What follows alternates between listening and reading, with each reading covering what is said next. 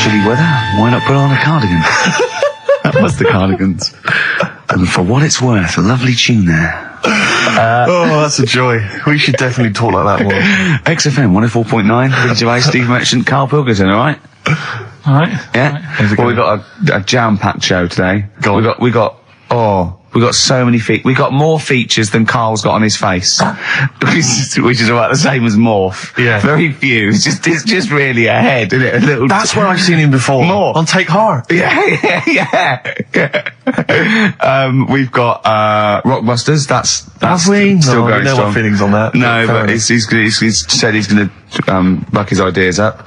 We've got, chimpanzee that. Carl finds an amusing monkey or ape related story. We've got Carl in a film again. Right, excellent. Yeah, I've had a lot of great response from that, Carl, on the internet. It was my favourite thing we've done. People raving about that. So can we say what the film is this week? Excuse my French, we've got some bloody great music. Oh, pardonnez-moi. Wow, I don't know, I can't speak French. Shall we try and start? Well, I'll just give you a taste. We got Oasis, Cardigans, you just heard there. We got Lloyd Carl, we got a bit of Pretenders coming up, Eminem, Feeder, Coldplay, all the greats. Can I play you some TJ's fan club later? Yeah. What should we have now? Oasis. Go on, then. Yeah. Brilliant. Oasis and Songbird. It's a nice little ditty It's alright, yeah. of a Saturday. Yes, thank you. XFM 104.9, Ricky Gervais, Steve Merchant, Karl Pilkington. I think we should go straight into it, Carl. I think we should do the competition. There's Carl in the corner. It seems a little premature, doesn't it? Do you reckon? Yeah, I Do you think reckon so. it's so good? It's so good. We should tease it out of them. Well, it's a big thing. It's just that I've got absolutely nothing to say. Sure. So I haven't really. Well, I mean, like often I know you all have spoken to Carl in the week. This week, for some reason, I've been speaking to him. Oh, right. I spoke briefly to him about Michael Jackson and the documentary. Yeah. Now, of course, I thought that was extraordinary. Amazing, I asked amazing Carl's piece of opinion. work. Yeah. And he didn't mention to me the fact that Michael Jackson likes to climb up in trees. No. He didn't mention anything about his bizarre relationship with children. He didn't mention anything about his obsessive billionaire spending sprees. Right. He didn't mention anything about the mannequins he has in his thing, or the fact that he drives around his sort of 7 hotel suites in Las Vegas in a little kind of old people's scooter. The only thing of note for Carl was he said to me, "Did you notice how big his hands are?" I tell you what, though, I did. What? How you look at the man's got like a face that he's had reconstructed. Well, I can't say that. It's libelous. Yeah, no, he hasn't. He's got an awful He's had two nose jobs. Yeah. And you're looking at his hands. But I think it's because you look at him and he looks a bit like there's a bit of androgyny there, but it's sort of like it is quite a petite sort of old lady's face in a way, but then you see these labourers' hands come out. That's always the way with a tranny, isn't it? You know what I mean? Well, you can't accuse him of being a tranny. No, he's not. No, he's not. What are you saying? I know he's got enough issues now. You're accusing him of being a tranny. I like him. I thought he came out that brilliant. I thought it was I really felt sorry for him. No, I think he cleared up a few things as far as I'm concerned. I thought it was a fascinating piece of work, but I did like the shopping spree. That was great. Extraordinary, because he's just got going around just taste. pointing. I know it was bad taste, wasn't it? It was like one of those bizarre shops. Yeah. You know what I mean? There's anything, sort of a gift shop, but they're trying to make it look like Ming. But if it's sprayed gold. If he'd been living in a trailer park, he'd have been ordering, one of those porcelain dolls dressed like a Harley Davidson bike rider, or an Elvis commemorative plate. It was the kind of billionaire equivalent of that. But the hands were a giveaway. It's the same with those sort of transvestites. It's like you get what is it about his hands? When you get like a cab driver or something, right? And he decides to turn transvestite about 60, and he goes on Kilroy.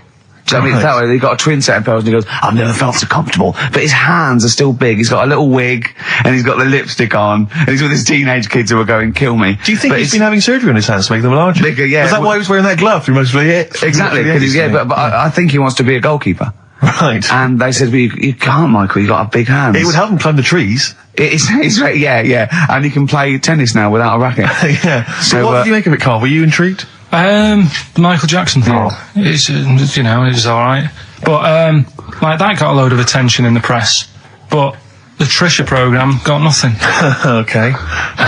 Which, I know, Steve called me up in the week, right? 10 o'clock in the morning, I was at work. And he goes, you think so at 10 o'clock? Preparing this show. Most people go to work about 8, 9. You're watching Trisha and that. I said, no, what is it? He goes, oh, you'll be loving it, right?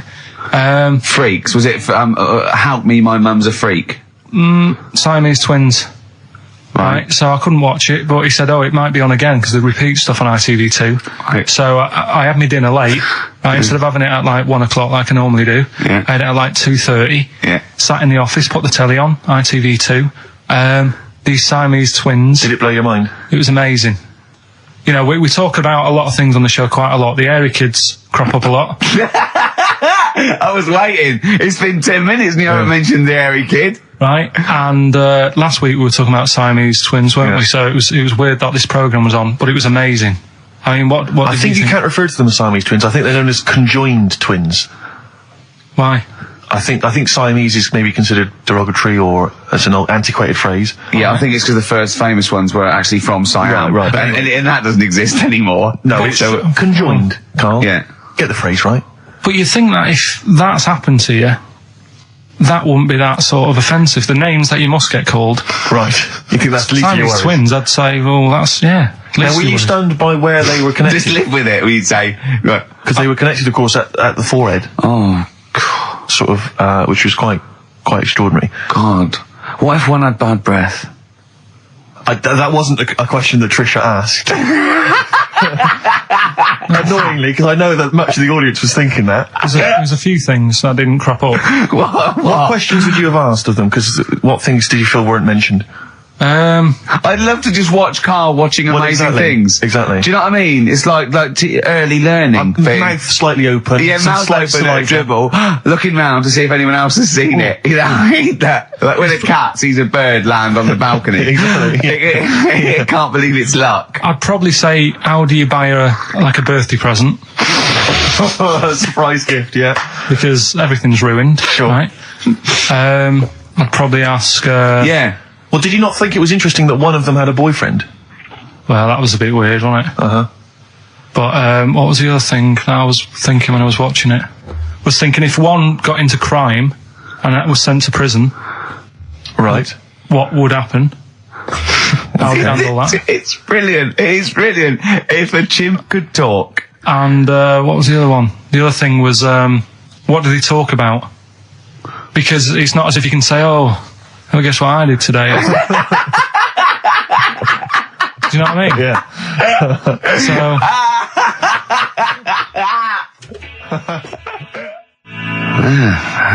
Brass in pocket, and if they're pretending to be good, they're doing a bloody good job of it. I love them. That's Ricky Gervais on XFM 104.9 with me, Steve Merchant and Karl Pilkington. Karl is still buzzing about these conjoined twins. It's just... One of them, of course, had to be... Because one of them was sort of shorter than the other and had to be sort of wheeled around on a kind of trolley thing by the other. This isn't Molly and Dolly, is it? No, they're not called... One's called Reba. I forget what the other one's called. Sheena, maybe, or something like that. Do you remember, Carl? No, I wasn't that impressed with the names. It's just... Yeah. So you immediately put them out of your mind. Those are rubbish names. Forget, Carl, forget.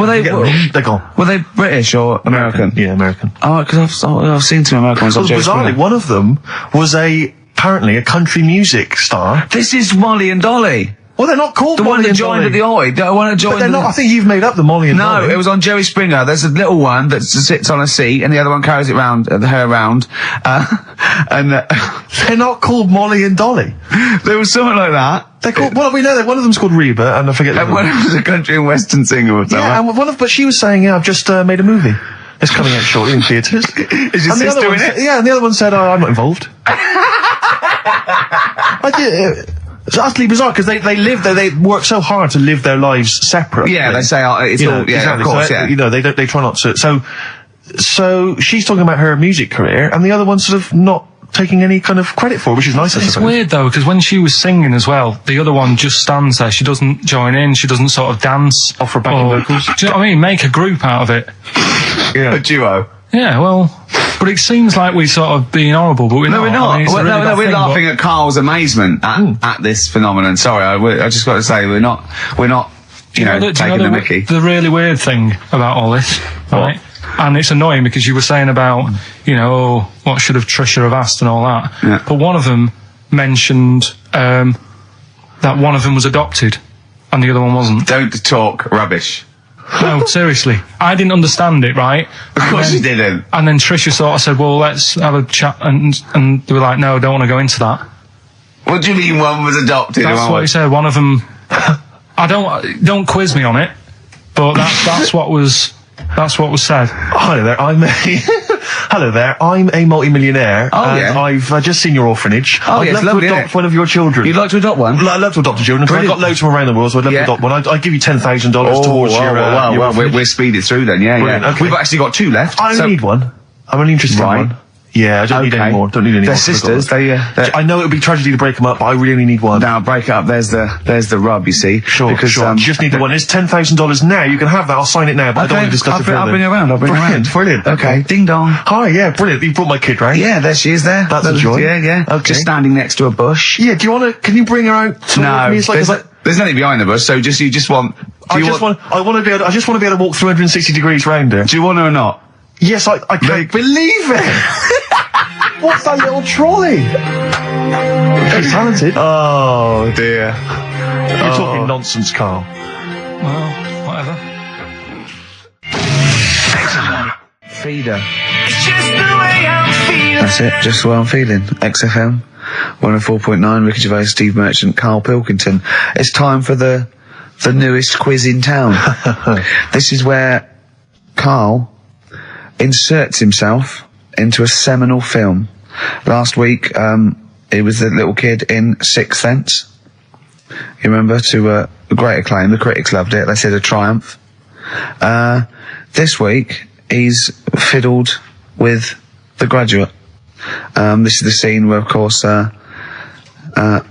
he goes upstairs to the hotel room, and it's on the cards. She's a dead cert, Mrs. Robinson. Well, Here we go then. So, are you ready for it? I've brought some condoms from home that Suzanne got for Christmas. Benjamin, What? will you bring me a hanger? A what? A hanger.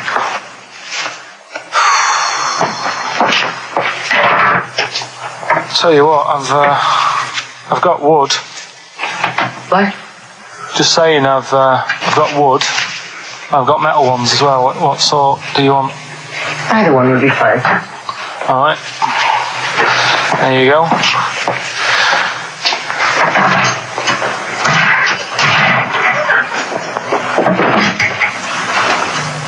Are you afraid of me? No. No, I've seen weirder things than you. Have I ever told you about the 2 lads I went to school with who had big heads? Webbed fingers as well. Not related, and weren't mates, but both had the same thing, which is a bit weird. Yeah, I've never found out what was wrong with them. Can I ask you a personal question? As long as it's not about my head being round, because Ricky's always going on about that. He's saying I've got a round head. Well, you can admit that, can't you? No, it's. I'd say it's a normal sort of shape. It's just round. It is, isn't it? Yeah, but what do you mean? So is yours. Heads should be It's round. nothing to be ashamed I'm of. not ashamed. It's just a normal shape. Mm-hmm. And you can talk. Look at your saggy arse. Anyway, get your knickers off. Hello, darkness, my old friend. I've come to Oh, that was a joy. It Oh dear. was an absolute treat. Now, I should say that obviously the prize is a copy of The Graduate. Now, bear in mind that XFM is giving away these prizes. Yeah. Carl is so cheap that he wouldn't even buy it on DVD. He's bought it for $6.99 on VHS. It'll be panned and scanned. It won't be widescreen. There's none of the extra features that you get on the DVD. Look at Carl's face. He's gutted. Carl, did you pocket the rest of the cash? No, I have to use my own money to buy these. Right? What, you're using your own money to give this stuff away? Yeah. So I had to go and buy that. XFM is so cheap, I I know. understand. Right? I know. And it's not worth having it on DVD, is it? 'Cause Why not? It's an old film, so. So the quality is. Do you know what I mean? They can't really tidy it up. Of course they can. They do it from a print. They don't do it from the video. They don't get the video and go, let's make it into a DVD. An old Betamax copy that someone had knocking about. Well, anyway, you It's the can. same film, though, isn't it? Fine, okay, well, yeah, you're right, it is yeah. the same But anyway, film, yeah. you can win $6.99's worth of The Graduate. The question, and it's email only, Steve, it's not Steve, it's Ricky ricky.gervais@xfm.co.uk. The question is, name the actor that Karl was taking the place of in the film, and of course the actress that he's performing opposite. ricky.gervais@xfm.co.uk. Lovely. Do you want to play something from there? I would love to. It would seem appropriate. Yeah. Dear Mr. Simon and Mr. Garfunkel, please, let's not have the sound of silence. Let's have some more beautiful music. Get that together, please, quickly. That's XFM. I think you should do every single link on it. It's the best bit of the show. That's on XFM 104.9. Are we going to have time to play the clip again before, before 2 o'clock, let's say? Are people not listening to the question? Is that what you're... Some people are not listening to the question. Oh, dear. Okay, we'll play it again at about 2 then. And personally, any excuse to hear it again, because I thought it was I think Karl should go out and get the DVD. I think it's embarrassing to give away the yeah, VHS. you have to get it. You have to go out and buy the DVD later. Karl, on the DVD, it's got a booklet, it's got an audio commentary, it's got behind-the-scenes features, and it's got this pristine widescreen version of the film. You've got some cheap $6.99 version. Yeah, and on so VHS. because you were being mean, because it was your own money, you're gonna have to waste that now because no one wants it. So it's gonna cost you twice as much as it would have done if you just got the DVD the first time round. A valuable lesson learned. Yeah. I've rewound it. There's a penalty if you've not. No, you haven't rewound it. Go and get the DVD later. Were they going to win the DVD? No, I looked at the DVD and it was 18 quid. I'm Go and get 18 it quid for and it. claim it back. No, you've got to wait. What a cheap station this is. It's outrageous. I mean, Well, do you want to go on with the other prizes with what we're giving away later? What is this for Rockbusters? Well, we don't give away prizes, we throw away prizes. Yeah, it's cleaning out some drawers at XFM. Go on. I'm just having a quick look through before I... because we've sort of revamped Rockbusters a bit. There's that extra bit in it now, isn't there? That audio bit. You're selling it, your big sell. Oh, we're not going straight into that yet, then. There's a DVD. no. There's a DVD there. What's that? I'll go through them later, Rick. I just need to absorb it. Don't get excited, mate. So, who did Karl play in the clip? What actor's place did he take, and what actress played opposite him? That's Ricky.Gervais. XFM.co.uk. Sure. Brilliant. Yeah. Is that it then? What have we got coming up? We've got some... Play a bit of Coldplay. Let's have bit it. of Coldplay, be alright? Coldplay. Yellow on XFM 104.9. Get it on DVD. It's an embarrassment. £7 worth of old video, pan and scanned. Oh boy, now that's what they're getting. Right. He's put a downer on it. All the work, that went into that, and then just gonna fob them off with a bit of old celluloid like that. Well, listen, still to come, right? We've got the monkeys thing. Oh, chimpanzee that. And when I was out last Sunday, right, at Johnny's birthday party, Yeah. Steve was there. Yeah. Got talking about stuff. And a debate that we didn't really finish cropped up. It blew your mind, didn't it?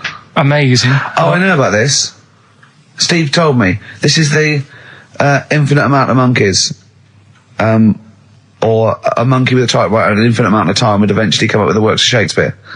Yeah. There was no debate. It's a philosophical, mathematical problem. There's no debate. It's true. It wouldn't happen. No, listen, Karl, listen. Infinity sorts it all out for you, right?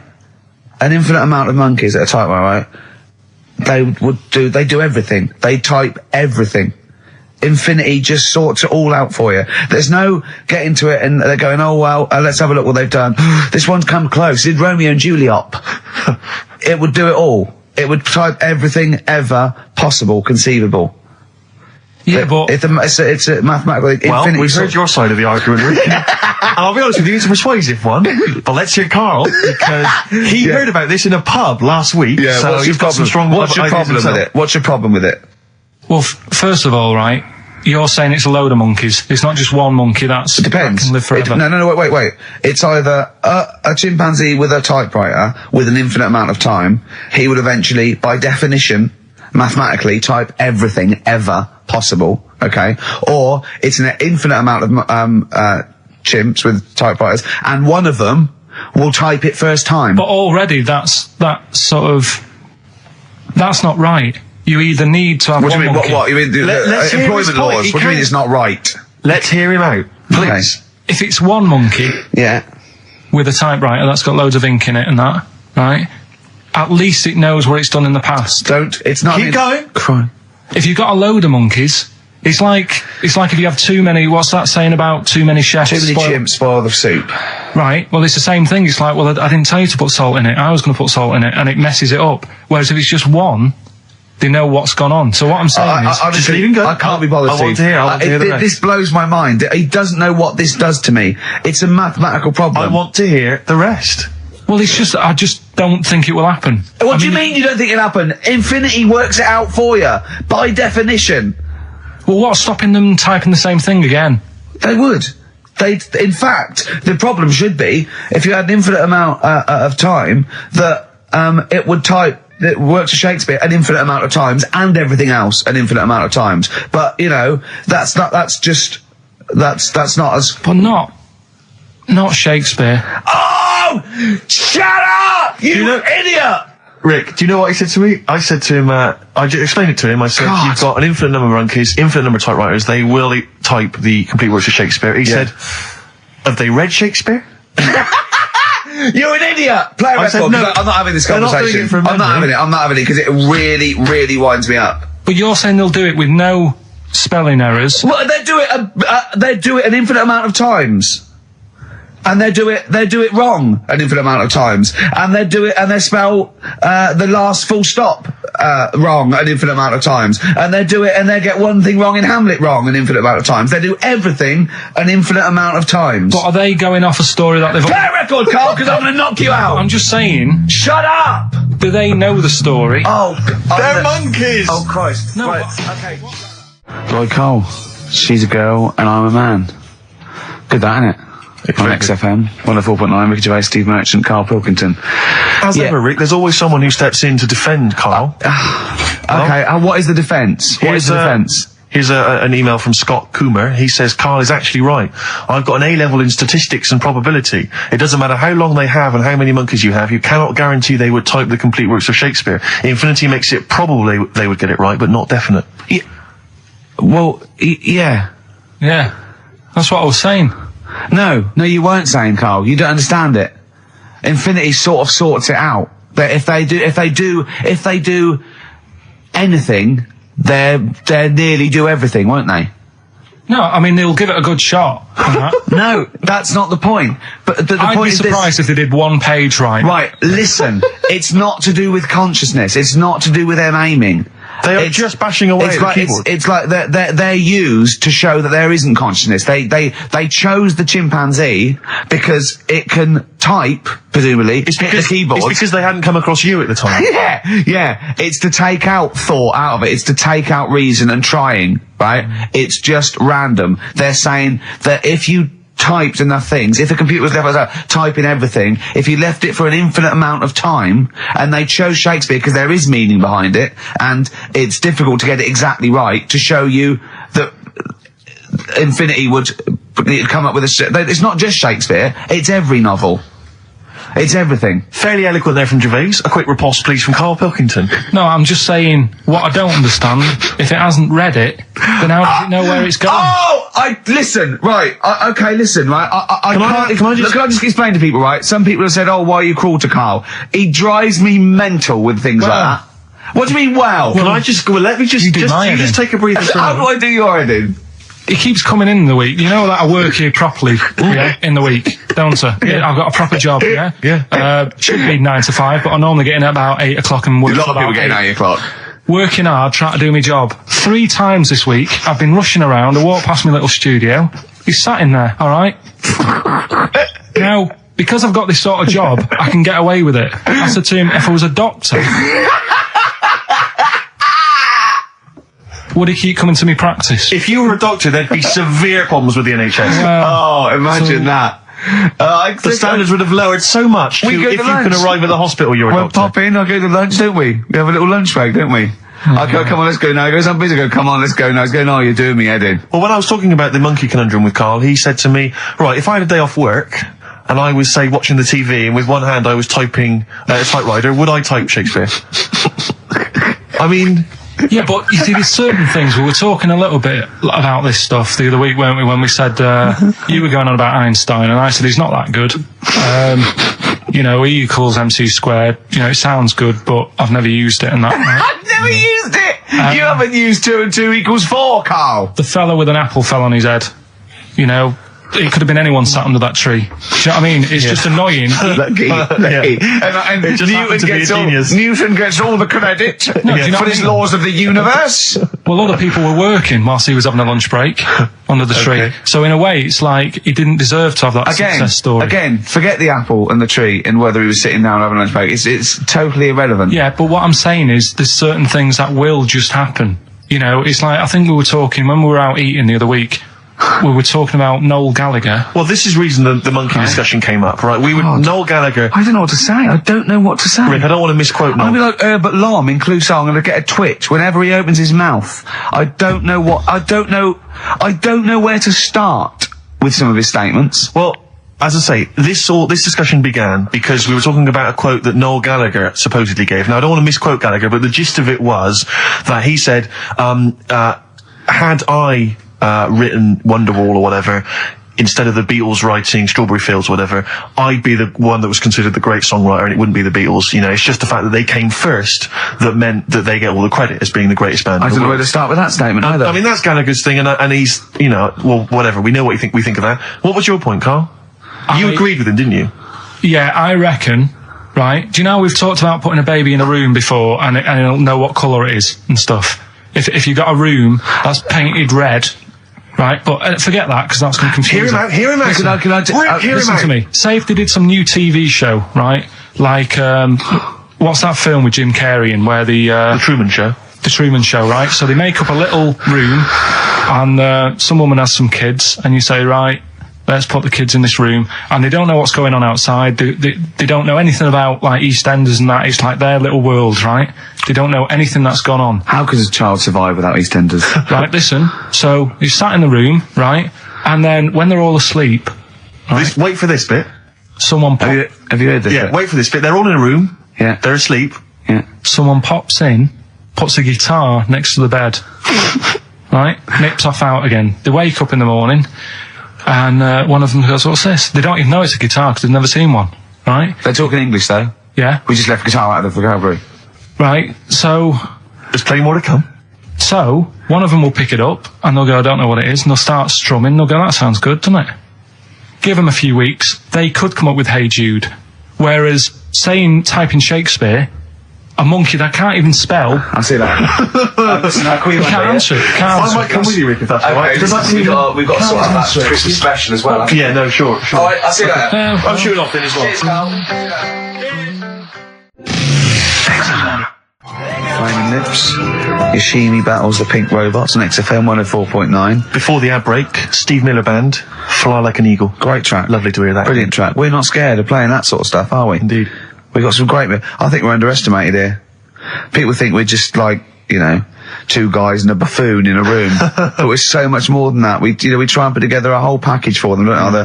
For their Saturday afternoon listening pleasure. If there was an infinite number of us three in an infinite number of studios, broadcasting for an infinite number of shows, would we ever do anything half decent? Yeah, we eventually... Would we ultimately come up with something quite good? What was that email that you were laughing at? I can, it's too rude. What does it say? It's too nasty. Oh, God, give me the gist of it. The gist of it was that it would mean that if there was that infinite number of monkeys, eventually, besides the fact that they would type the complete works of Shakespeare, they would also type the sentence, Karl Pilkington is a genius. But the email also said it would also type, Ricky Gervais is I can't say the word, but... I know. Yeah. But a number of times they type it and write, Karl Pilkington is a genius and Ricky Gervais is a cund. Exactly. Yeah, that would be there a lot. Yeah. Before we carry on with anything, I should just tell you, we're on the subject of emails. There's one emailer we're always looking forward to hearing from. Dickers! Richie Anderson! Dicky Docky Doo! Richard Anderson, thanks for emailing. He's my biggest fan. He's now. one of the biggest fans. He absolutely loves me. But not afraid to offer some constructive criticism. Go on, That's the what's he great said? thing about Dickie. And from Anders this week, he says, Ricky, I'm lazy, I talk nonsense, I'm badly organised, and I believe in ghosts. Can I have a job working on your show?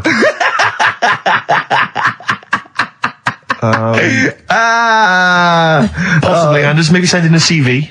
Or email a CV. He's put a little bit of all of us in that, hasn't Exactly. he? Oh, I'll ask him if he's a goggle-eyed freak, Steve. All right, calm down. Well, no, I didn't mean no need to get insulted. No, I didn't necessarily mean you, No did need I? to get nasty. Well, Also, I was thinking about that actually, Steve. Oh, God. Just talking of the old. What? What? Talking to the what? No, Do you know, like... This better be good. No, you don't have that many girlfriends and that. What do you mean? Carl, why are we on this? I was defending you in the whole monkey discussion. Come on, what's your point? What's your point? What's your point? No, what's the point? What's the point? I just was thinking... If there was an infinite number of Steves? You're an odd-looking fella. Come on, Carl, get to the... No, you know I know that. I've told you that loads of times. What do you mean, you know I know that? Well, there's no point pretending anymore. Steve, I'm flabbergasted. But also, you don't like spending money, right? He's mean and weird looking. Valentine's Day. Are you sort of... you know... You've got to love him though, haven't you? What are you happier with? The fact that no girls like you enough, right? This is really mental. Or are you happy because you don't have to spend any money on a card for someone? A little from column A, a little from column B. Right, let's have more monkey news. What have we got? No, we've got so much to get into this show. Insults. We don't need the insults. I think we've got enough. We don't need the Yeah, insults. there's no more insults. No more What insults. angers me with Carl is he's been planning that. No, I haven't. I was thinking about it on the way in because Valentine's Day is coming up and I'm not a big fan of it. Condoms? You bought your girlfriend a box of condoms for Christmas. I don't think you can have a go at me. To be fair. No, but I don't just treat her on Valentine's. I'm always... Do you know what I mean? You don't even treat her on Valentine's. You don't even treat her at Christmas or on her birthday. When do you treat her? Hang on a minute. Wait a cotton picking minute there. Oh, why I order. Wait a minute. What was that? Tiffany dog. I treat your girlfriend better than you, and I've only met her twice. I took her out last night and she enjoyed herself. Where'd you go? Until she had to write the check. Where'd you go? Where'd you go? To a chippy. A really... No. Play a record! Is it a chippy? No, a really quality one. Right. Oh, God! Under a fiver for two. Oh, nice lots. wrapping. Not newspaper, greaseproof paper. And bread. Ash, and sometimes on XFM 104.9, I'm Ricky Gervais with me, Steve Merchant and Karl Pilkington. Right. We've got so much to get through. All right. London's shit, innit? Sorry, I shouldn't swear on air, not studio. Never swear on an on-air studio. Yeah. Apologies. Not really swearing, is it? I'll tell you what swearing is. Yeah, Graduate. You're going to play that again and give a winner. Give a winner. Well, let's hear it. So it's Karl Pilkington featuring in The Graduate. Yeah. Yeah. Well, Here we go then. So, you ready for it? I've brought some condoms from home that Suzanne got for Christmas. Benjamin, What? will you bring me a hanger? A what? A hanger.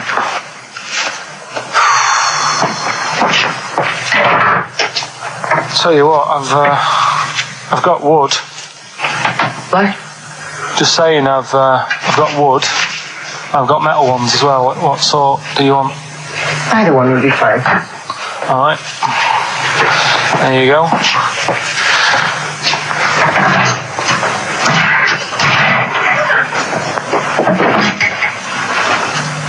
Are you afraid of me? No. No, I've seen weirder things than you. Have I ever told you about the two lads I went to school with who had big heads? Webbed fingers as well, but not related, and weren't mates, but both had the same thing, which is a bit weird. I'd never found out what was wrong with them. Can I ask you a personal question? As long as it's not about my head being round, because Ricky's always going on about that. He's saying I've got a round head. Well, you can admit that, can't you? No, I'd say it's a normal sort of shape. It's just round. It is, isn't it? Yeah, but what do you mean? So is yours. Heads should be It's round. nothing to be ashamed of. I'm not ashamed. It's just a normal shape. Mm-hmm. And you can talk. Look at your saggy arse. Anyway, get your knickers off. Hello, darkness, my old friend. Oh, dear. A classic, an Oscar-winning classic. Oh, Karl Pilkington in The Graduate. But what was the question, Steve? The question was, Which actor was Karl Pilkington taking the role of? Well, that's easy. Which Everyone knows actress that. was he performing opposite? I know that. And the answer is Ricky? Hoffman. And, Bancroft. Anne Bancroft, Dustin Hoffman, and the $6.99 VHS cassette is going to Laura Gomez because she says that she'd be happy with the VHS, not the DVD. So, best of luck to her. I hope she enjoys that. All right. Yeah? What we do next week? I've got loads of, I quite like hearing Karl in a sort of seductive environment. It gives you another insight into him. It gives you another dimension. I know. E.T. it is then. Exhibit X. and the track X. Have you seen 8 Mile, Rick? I really enjoyed it. You'll notice Exhibit makes a little cameo in that. Yeah, and that last bit, that wrap off at the end, it was lovely. It was just like, it was like Rocky or something. Shall we have a wrap off maybe next week? Yeah, The three yeah. of us. Yeah, let's try and master the art of talking civilly to each other first before we start making it rhyme. Oh, Rockbusters, Karl? Yeah. I'm not a champion of Rockbusters, as you know, but I think it's overstayed its welcome. But I'm going to go Well, along I think with Karl's just giving the fans what they want here. it. Okay. It's a popular thing, isn't it? Got some good prizes. The press are behind it. Let me tell you what the prizes are. It's a dance music compilation, Cream Trance Anthems 2003. I've been playing a lot of trance on the station. I put that on quite a lot and danced to it myself. There's the original motion picture soundtrack to the forthcoming film adaptation. When you've seen the film, I'm sure that will mean more to you. You like that, don't you? It's a good movie, yeah. Nicolas Cage playing himself and a twin brother. And it's wrritten by it's directed by Spike Jonze. Joined at the, what? No, they're not joined at the hip at all, or at the face. And we've also got the best one-hit wonders album in the world ever. What have we got on there? We've got things like The Crazy World of Arthur Brown, brilliant. Nana, 99 Red Balloons. The Rembrandt. In fact, it kicks off with Nana. Sure. That's followed up by I'll Be There For You, the theme from Friends by the Rembrandts. Yeah. And of course, Breakfast at Tiffany's by Deep Blue Something. Brilliant. Deep Blue Something. Is What that the worst happens name ever? I think it possibly is. No, Sixpence None the Richer. Sixpence None the Richer. That's a Quite pretty bad name. Okay, again, I know we've got a lot of chill out fans who listen to us. So, the best chill out album ever. Yeah. Bear in mind, of course, all these prizes collated by Karl from, I guess, people's drawers. Yeah, look in your drawer, look in your drawer. Oh, dearie me. What is it? The only thing probably worth having is a, it's topical, if nothing else, Karl. A 7-inch by the White Stripes. Merry Christmas from the White Stripes. That was their exclusive Brilliant. Christmas single. So if you That's early, isn't it? You get that. It is worth A lot of people have got to wait 11 months before that's released. Yeah. Or was it last Christmases? Exactly.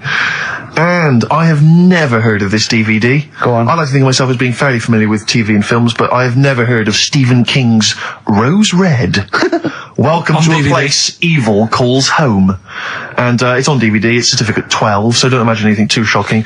And it looks appalling. Is Rose Red Mansion truly haunted? To find out, Professor Okay, we've got the gist of it. They're not very good prizes. They're cobbled together, but if you've got nothing better to do, call in if you know the answers to these clues. It's Rockbusters. Let's not Right, let them so call in, Rick. I Please don't give let you- these people call in. I'll No, give you they're some, not calling in. It's email only. Carl, don't interrupt me. just Yeah. Ricky.gervais@xfm.co.uk. Email only. I can't stress that enough. We just don't want to speak to you people. Right, go on. right. So I give some initials out and a cryptic clue, and it makes up the answer on that. Well, sometimes it does, yeah. Go on. There's two of them. There's a new aspects which I'll explain about in a minute. Oh, so the first one is cryptic clue is, well, if he would have been wearing an helmet, it would have been all right. And the initial there is B, right? So, well, if he would have been wearing an helmet, he would have been all right. B, right? Band or an artist. Second one, why are them Jamaican fellas swinging fish around their head? Okay. All right, This initials just fills me with... DS. DS. Why are them Jamaican men swinging fish around their head? All right. And the final bit to Rockbusters. It's a new bit. Last week I played you this.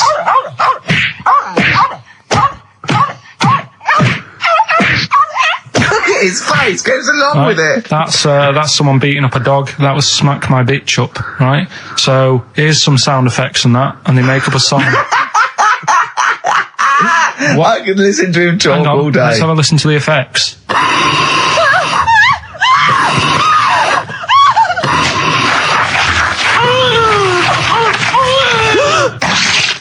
That's terrifying. Right, I told you not to play that one. It's rubbish. No one will get that. Well, we'll see. I heard that. I can't always say, I said it's rubbish. No one will get it. No, it's not the one you think it is. Ah, Right, so email in ricky.gervais@xfm.co.uk and you can win that stuff. I'm a little bit confused. I'm here. I've heard what you're saying. We've discussed this in the past. I don't know what's happening. What's that? Is that a clue? That's a cryptic clue. That's screaming to a song, is it? It was screaming. Well, don't say it. It should stand up by itself. Don't give him any clue. Hang on a sec. So this is the name of a song. It's not a band or an artist. Yeah, the sound that's effect. So the song. first two are bands or artists, and the last one is the name of a song. I said we should abandon this. I said we should just pack it in. What, the show? Yes. Come on, someone talk. I'm looking at his face. His headphones are too loud. Instead of turning them down, he's just grimacing, going, "These are too loud." I don't understand it. Yeah, how have you lived this long? How did you make it to 30 without getting squashed or eating something deadly poisonous? I told you I used to choke a lot. We've had an email from Placebo, the bitter end. We've had an email from Andrew Forrest, who has just simply entitled it Karl Pilkington. Oh, Karl Pilkington. What do you think of that? That's got to be your new name from now on. Oh. I had a mate who used to use it. What, he used to call you that? Yeah. Was that your nickname at school, Pilkington? No, it's not my nickname. It is now. No, it's not. It is now. Pilkington. Pilkington. Oi, Pilkington. Oi, Pilkington. Pilkington, do my homework. Where do you live? Where do you come from? Pilkington? No, there's this lad who called Mark, right, who used to go to school with, who used to call me that. And his mum, right, was like obsessed with cleaning. And I was never allowed in their flat. He makes the place look untidy. So she used to, I don't know if it was just me or all his mates, but I used to turn up and she goes, "Yeah, he is in, but you know what you've got to do?" And I used to have to go round the side of his flat, and he had a computer, right, which I used to play. I didn't have one at that point, but he had one. And I used to have to go round the side of the flat and stand at his bedroom window with his window open, and I'd be sort of leaning in playing the game. You are joking. I'm not, his mum- You had the weirdest upbringing I've ever heard. The things you were willing to do. It's the strangest. What is this town like? No, I stopped going once Was I there got my always own. music? Right? There's the horse in the house there. Oh, look at these two kids with big heads and webbed feet. All right, Ronnie. All right, Reggie. What was it like? She was obsessed. It's like you've grown up in a cartoon made for children. Yeah. No, his mum was really obsessed with cleaning. Can I play it through his window? I used to... But Mrs. Ramsbottom, can I play it through Mark's window? Aye, you know what you have to do. She used to be up till about 3 in the morning. Pilkington again. Have you washed your hands? What, up till 3 in the morning? She Washing? used to be up doing the tiles in the kitchen. Washing until 3 in the morning? It's at 3 in the morning. And for ages and ages, that saying that out on the tiles, I used to think that came from, like, his mum. Because she was out, like, cleaning them late. So, till I was about 13, I thought that saying, out late, on the tiles, Yeah. was... And now you're not confused by anything. Well... There's no misunderstandings in your life now, is there? So he was allowed to walk in and out of the house, was he? No, he was alright, and he used to come round to ours a lot, and my mum used to get these pies from Hagenbach's, right? So... I don't know what that is. It's at that bakery where they used to chuck the cakes out the back, I'll tell you about. Yeah. And Oh, he and used to you come at round. 6? He loved it, but I could never go round to theirs, or if I did, it was like, well, yeah, he is in, and I'd go, alright, and then I'd walk round the side of the flat. Stand outside. Why did you ever knock at the door? Why don't you just go around and knock on the window? Just to check he's in, because he wasn't always in his room. If he was in the lounge, he'd have to go to his bedroom, and then that's Used where to he'd meet check. you. This is the strangest. And you'd play a computer game through the window. You say it was a flat. It wasn't like a 5th story one, and you had to get in one of those kind of cleaning contraptions and, like, winch your way up. I love the idea of that. So- Oh, Pilkington. So, Right, we're done. What's this? What, have you got me any chimpanzee that? We've or? got monkey news still to cram in the next. Like, Let's do monkey news 25 now. minutes. I need some monkey no, news. I think we've done enough here, right? What do you mean? I think we've done enough here. We'll play a little song, eh? What? Play the verve. All right. Go on. He's getting all stressed because I screamed. Sparky's Dream, Teenage Fan Club. I'll tell you, I'm sick of the screaming, Rick. I'm sick of that. I mean, no wonder Carl hates you, and that is the word I don't use often, but he does, and I've spoken to him in the past, and he loathes you. Monkey news. Give us one of the screams so the audience at home gets a taste of it. I'm taking my headphones off. No, and I'm not stepping going to away. scream. Go on, let's see what... Right, That come wasn't on. what you were doing. Was it worse than that? Yes! Right, come on, monkey news. We're not going to... It's not called Monkey News. Chimpanzee, we're not going to pack all the monkey stuff in. We've got a quarter of an hour. What other show can say that? Yeah. We're not going to pack in all the monkey news. We've got 15 minutes where we can't get all the monkey information in. Right, come on. Well, you're going to love this one. Go on. Let's have the jingle.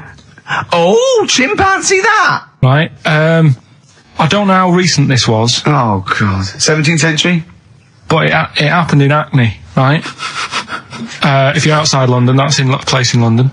And it's this monkey that's going about Hackney, nicking DVDs. Even the monkey didn't go for videos. Even the monkey knew, well, there's no point getting on VHS. The gradual on VHS. You're having a... Throw it back. Right, and there's a girl called Lisa who works in our office here, right, and I mentioned it to her because she lives in Hackney. I said, you familiar with this? And she said, oh, I remember something about it, which annoyed me. The fact that a monkey's running riot, but she didn't know the full story, and she lives there. What do you mean a monkey? Do you mean a chimpanzee? Or a monkey? I don't know, is he a zoo in Hackney? Is he a zoo there? I don't know what sort it was, but it was like... Is there a zoo in Hackney? I don't know, that's what I was asking. So, right, get on with the story. So anyway, it's been robbing stuff, and the other bit that really puzzled me, right, is the fact that... And you're not easily puzzled by monkey news? They took fingerprints. What do you think about that? Well, they took fingerprints, presumably because they didn't know it was a monkey to start with. No, they did. They saw it, nicking stuff, and they said, get fingerprints. So that means there's more than just one doing it. I'm gonna have a heart. He had to fax them to Interpol. Yeah. We know that is, It's Brian the monkey. Yeah. So sorry, I don't understand. He was stealing DVDs, specifically DVDs. DVDs, I think it said watches and stuff. What, breaking into homes? Yeah, in Hackney. Maybe. Are you sure it wasn't a kid with a mask on? No, seriously. How was he breaking into homes? They're good Up the drain pipe. They're good, aren't they? They're good, aren't they? But how would they do that? So is that the news? Well, that's how much do you want? Is that monkey news? For this week? Well, I don't know that it's true. Again, I've got nothing. There was other stuff. There was another story that I found about a monkey, but I would like to know from someone in Hackney do you know what I mean? And I missed that one on Crime Watch, which would have been good. Right? But there was another story about one that kept getting on buses, not paying its fare. Not paying its fare? And just sat in the corner reading the paper. Reading the paper, Carl. You're an idiot. Well, that wasn't in London. You're an idiot. That was in America. It wouldn't read the paper. Why would it read the paper? Because it was its way of sort of going, oh, well, if I'm reading something, maybe the inspector... The inspector will notice my hairy hands. Oh, Carl, you're such a fool! Well, Pilkington. Carl, we've just had a news flash that an infinite number of monkeys in Hackney and an infinite number of typewriters. Yeah. We don't know what for. At this stage, we've got no more information. And they've taken back an infinite amount of graduate on video. This is rubbish. See the grass, seen the light. I just think of people sort of other Saturday going, you coming shopping? I go, I can't, I'm listening to XFM, there might be some monkey news. And they waited 2 hours for that. What sort of a show has a feature called Monkey News? Well, I have to say, the monkey story has been corroborated. Which one? Well, this one, it says, police in Britain this week are on the lookout for a very different kind of burglar. A chimpanzee who has been sighted breaking into a house in Hackney, stealing a mobile phone and leaving. The chimp is also the prime suspect in a break and entry in a nearby house where part of a radio was taken. One policeman stated that it might have been trained to steal, but a monkey's not going to think, that's a mobile phone, I'll just have that. Look at Carl's face. Yeah. Fact. That's fact. So, Rockbusters then. Yeah. Get these out of the way, we're running out of time now. I have to say now that we've had no answers that have attempted even to guess all three. Right, you see, that's because you're an idiot. Right, okay, right, do the questions and the answers, and if I think that it's either too hard or ungettable because it's stupid, we're binning it. Right. I thought we'd already been. I'm annoyed that... Right, come on, do it quickly. The first one was, well, if he would have been wearing an helmet, he would have been alright. Right, what's the answer? That was B. What's the answer? Busted. Right, that works. All right. That's fair enough. Did anyone get that? I assume some people got... No. People have given up, Rick. People aren't even bothering to contribute. Right, what's the next one? They've just ignored it like it never happened. Busted. Second Busted. one. Busted. Why them Jamaican men swinging fish around their head? Go on. That was DS. Yeah. 70s band, Trout Spinners.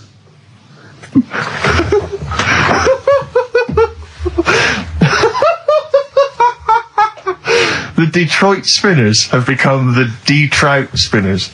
Yeah. Okay. Brilliant. And then the final bit, I play you some effects. They went like this. Let's hear them. It's terrifying, Carl. It's sinister. Well, what's happened there? What was happening? No. What's the answer? That was Born Slippy. The woman was having a baby. The doctor tried to grab it. It fell onto the floor. That's in your head, Carl. That's just a load of screams. That's and in noise. your head. Oh.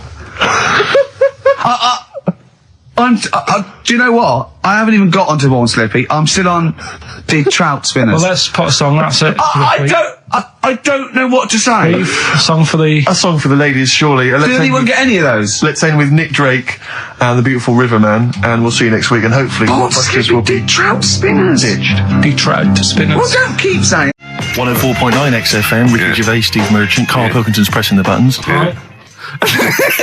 We're playing some great moments from the last 3 weeks. And some great records, Steve, from the last 2 weeks. That's true enough. Yeah. We're not actually here today. What are you up to today, Rick? It's 8 hours earlier, so this is about 2 o'clock probably. Mm-hmm.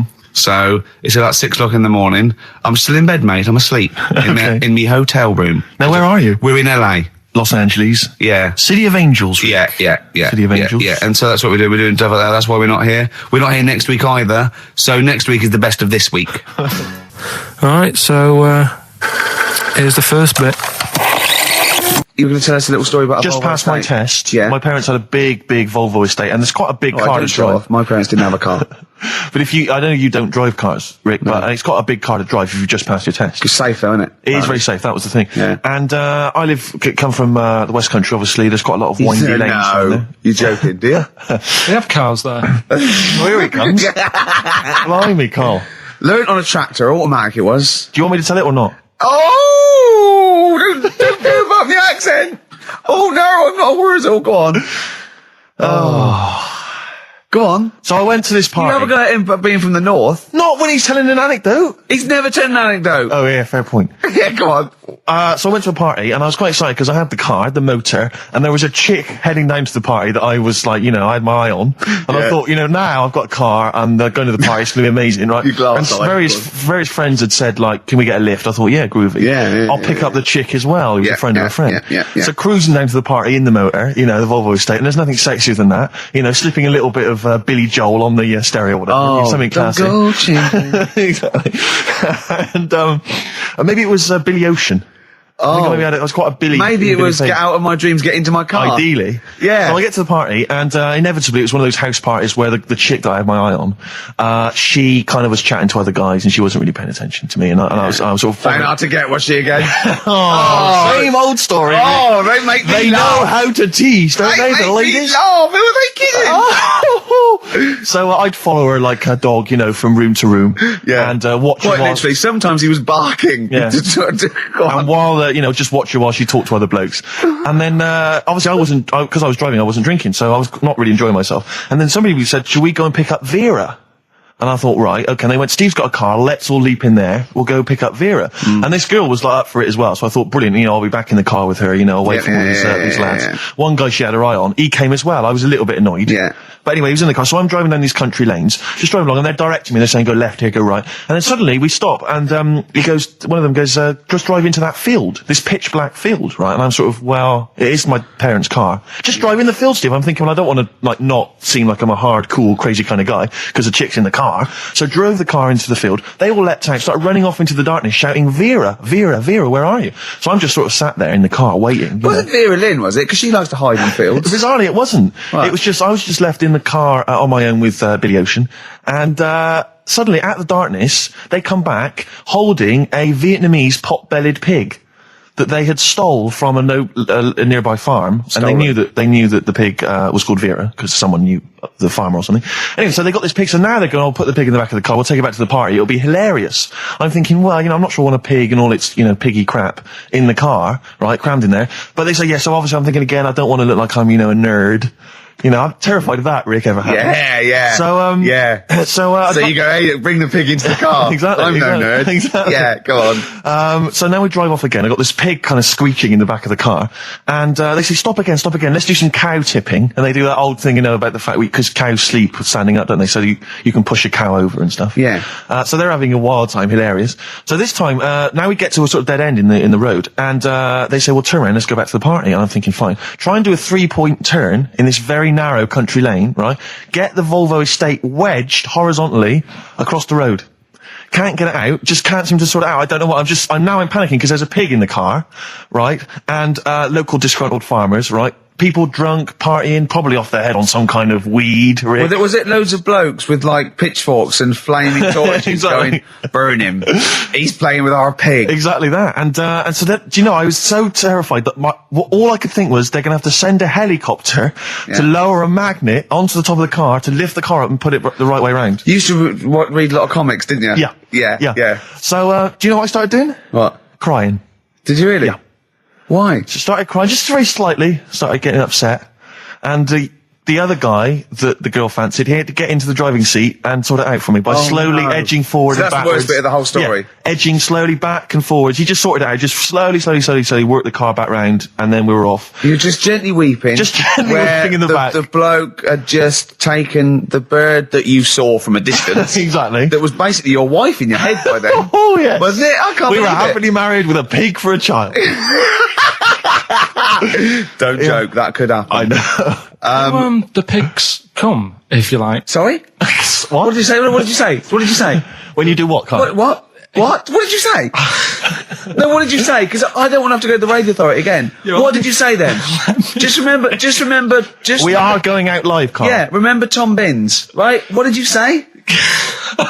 What I'm saying is, why were they shouting Vera? Because pigs don't come to the name, do they? Hey? I don't know the ins and outs of pig, how to lure a pig into your trap. Can I just tell you some very, very interesting things about pigs? Please do. Right. One, everyone knows they have a corkscrew-shaped penis, right? A corkscrew-shaped penis. That's the tail, isn't it? Two, they can't look up. They can't put their head back and look up, right? Three, they can have a 30-minute orgasm. Rick, is it only pigs that have got a corkscrew-shaped penis? No, and landlords. Okay. Very handy. Right. Here's one for you. Go on. Like insect facts and stuff. Go on. If a man was a flea... You could jump over St Paul's Cathedral. No. What? Wrong. It's gone up now. It's... the big wheel. The big wheel. It's the Millennium gone up Wheel. now. It's gone up now. Play a record. You're the best. Right. Here's the last clues of the year. You had... there's a load of letters there asking for advice. Put them on Claire's desk. Go on, that was no idea. F. That was for foreigner. For Rainer. I don't know what you mean. Claire Rayner. She took advice. She gave people advice.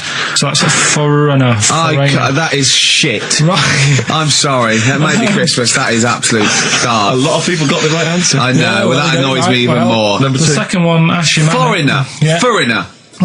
Second one, ask your man if you should. That was S. That was Shalimar. Shalimar. Right? No, bizarrely, what was the clue there?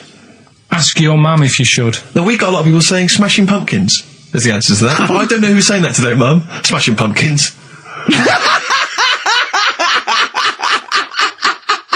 Merry Christmas, Mum. Smashing Thanks Pumpkins. very much. Nice bollocks. Yeah, exactly. Oh, that's great. That's great. Right. Smashing Pumpkins. Your dad bought for me for Christmas. Yeah. And the last one, Lovely plums. What, my Victorians? Oh, God. right, we've got to wrap it up. Come on, then. A couple of people were arguing in the supermarket at the fruit and veg counter. That was B. That was banana drama. They were like having an argument. What do you mean banana drama? What, no, wait. What group is banana drama? What group is Banana Drama? So You're a fool. You're a twat. Well, you say that, but you accuse Carl of that. You're also accusing lots of the listeners, including the winner, Nicola Rogers, of London, and she wins those great prizes, and she got them bang on, so... Banana Drama. so can we finish there now? Yeah. Yeah, What do you mean? What do you mean? Can we finish there now? Just play the ads and go. What? No, what are you talking about? We're going to play Jodie River all day. Play that then. Goodness me, Carl, look at you. We haven't got time. Merry Christmas, Carl. Merry Yeah, Christmas. yeah, Carl. enjoy the show. Let's give him a little kiss. Oh, little kiss. Oh, no, I with tongues, it's Christmas. No, don't. Stop messing about. Get off! Right, anyway, Rockbusters. Yeah, go on. I give a cryptic clue Yeah. and a letter, and it makes up a band. He Right? never said the word cryptic a few months ago. I love it. Do you know what I mean? I feel it's like our own little Eliza Doolittle. Yes. Right, even Richard will like this one. Here we go then. First one. There's three of them, Go on. and you email in. If this doesn't turn Dickie round, nothing will. This is an email-only competition. Email only. Right, here's the first one. Initial is B, so it's B. a band starting with B. Okay. And the cryptic clue is, I don't like them birds. They shouldn't be allowed in this area. I don't like them birds. They shouldn't be allowed in this area. Next one. Right, the next one. He doesn't like women, yet he's got a couple of kids. That's a bit weird. Is that a cryptic clue, or is that just a thought, a general point? Is that yeah? That's the cryptic clue. Okay. And the initials there are PD. Okay. And the last one. Oh, got that one. That's terrible. That's terrible. Okay, quickly. Oh, God. And the last one is that bloke who does. Come on! He's making me laugh. Come on, Carl. Be professional. Right, the last one. Right. I can't do it. It's making me laugh. Oh, come on. I'll come and read them then. No, hang on. Come on, Carl. Right, here we go. They don't do this on Blockbusters on TV, do they? No, come on. That bloke who does sport on telly. He's got a little kid, right? Initials DC. What? Is that, I'm was that the completely clue? confused by that. Was that the clue? Yeah, that bloke who does sport on telly. Yeah. He's got a little kid. Initials DC. Okay, is that a band? Or an artist? It's well, I'm not A going to tell you. cheese. I'm not This is a gonna tell you. well-known sandwich. Is it? What is it? Is it a band or an Right, artist? so just quickly recap. That's Okay. it's a Come B. on, Carl. Right, Come on. quick recap. The first one is B. I don't think them birds should be around in this area. Right, that's B. Right. Second one, he doesn't like women, yet he's got a few kids. It's a bit weird. That's PD. And the final one, that bloke who does sport on the telly, he's got a little kid. Right. DC. All right, and it's Ricky.Gervais at xfm.co.uk if you want to enter for Hellraiser. Oh, I'll tell you what, continue to do a little theme here of like some old stuff people haven't heard of. If you're under 30, you probably never heard of this band. It's also a new thing I want to introduce. It's Show Up Camfield. Camfield talks the talk, he doesn't walk the walk. He doesn't play some rock classics on his show because he's scared.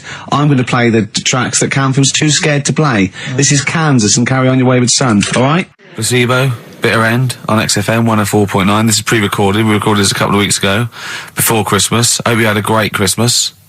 If you didn't, not our fault, really, is it? Nothing to do with us. Would have thought we'd have. We're well over time because we've got plenty of cash now, thanks to a lot of you who probably bought the Office DVD. Yeah. Probably got And that if you in stock. haven't yet, and you've maybe got vouchers or money, still available. Still there in the shops. Still available. You can still make it the best-selling DVD of all time. Please. Please do. Yeah. Please do.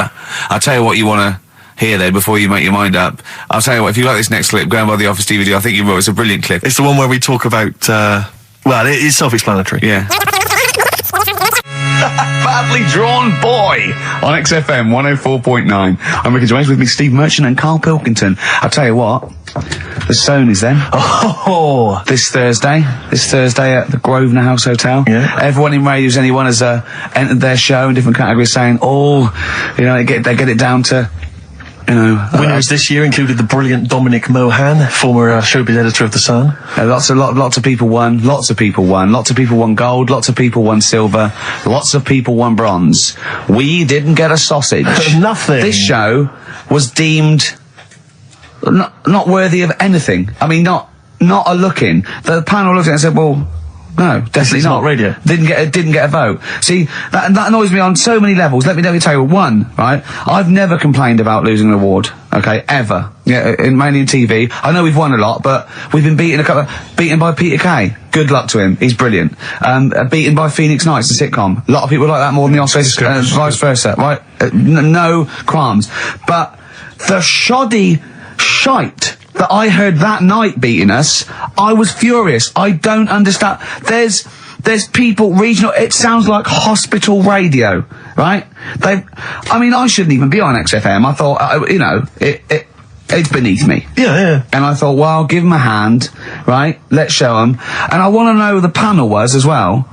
I do not believe it. How can they I was looking back over some of the shows, right, before I get Carl, and I've just done a little excerpt of, a trailer of what we do, what we're about, and I don't know how the panel could overlook this. Play a bit, Carl, please. Shaking her muff, minge and tits around does not make her a hoe, then what does? These kids at school with big heads. Carl, what are you talking about?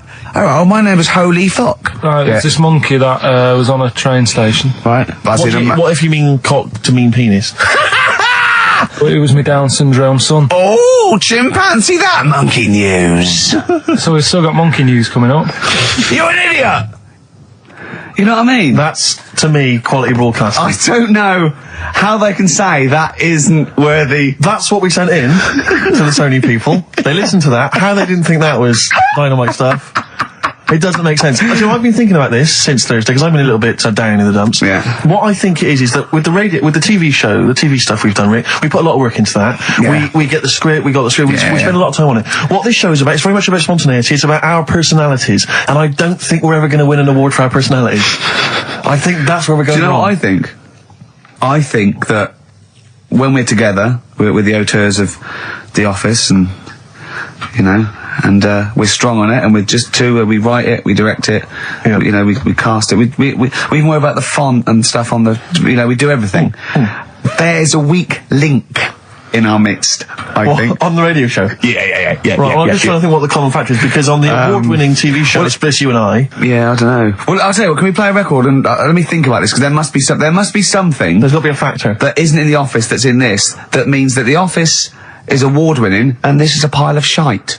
It's interesting. I mean, I don't think our number one fan, Dickie Anderson, Richard Anders, was on the panel, although he here has emailed in. He's got a couple of thoughts as to maybe why we What is Dickers doing, man? Dickers says, commiserations on not winning a Sony. I can't believe you didn't win, naturally.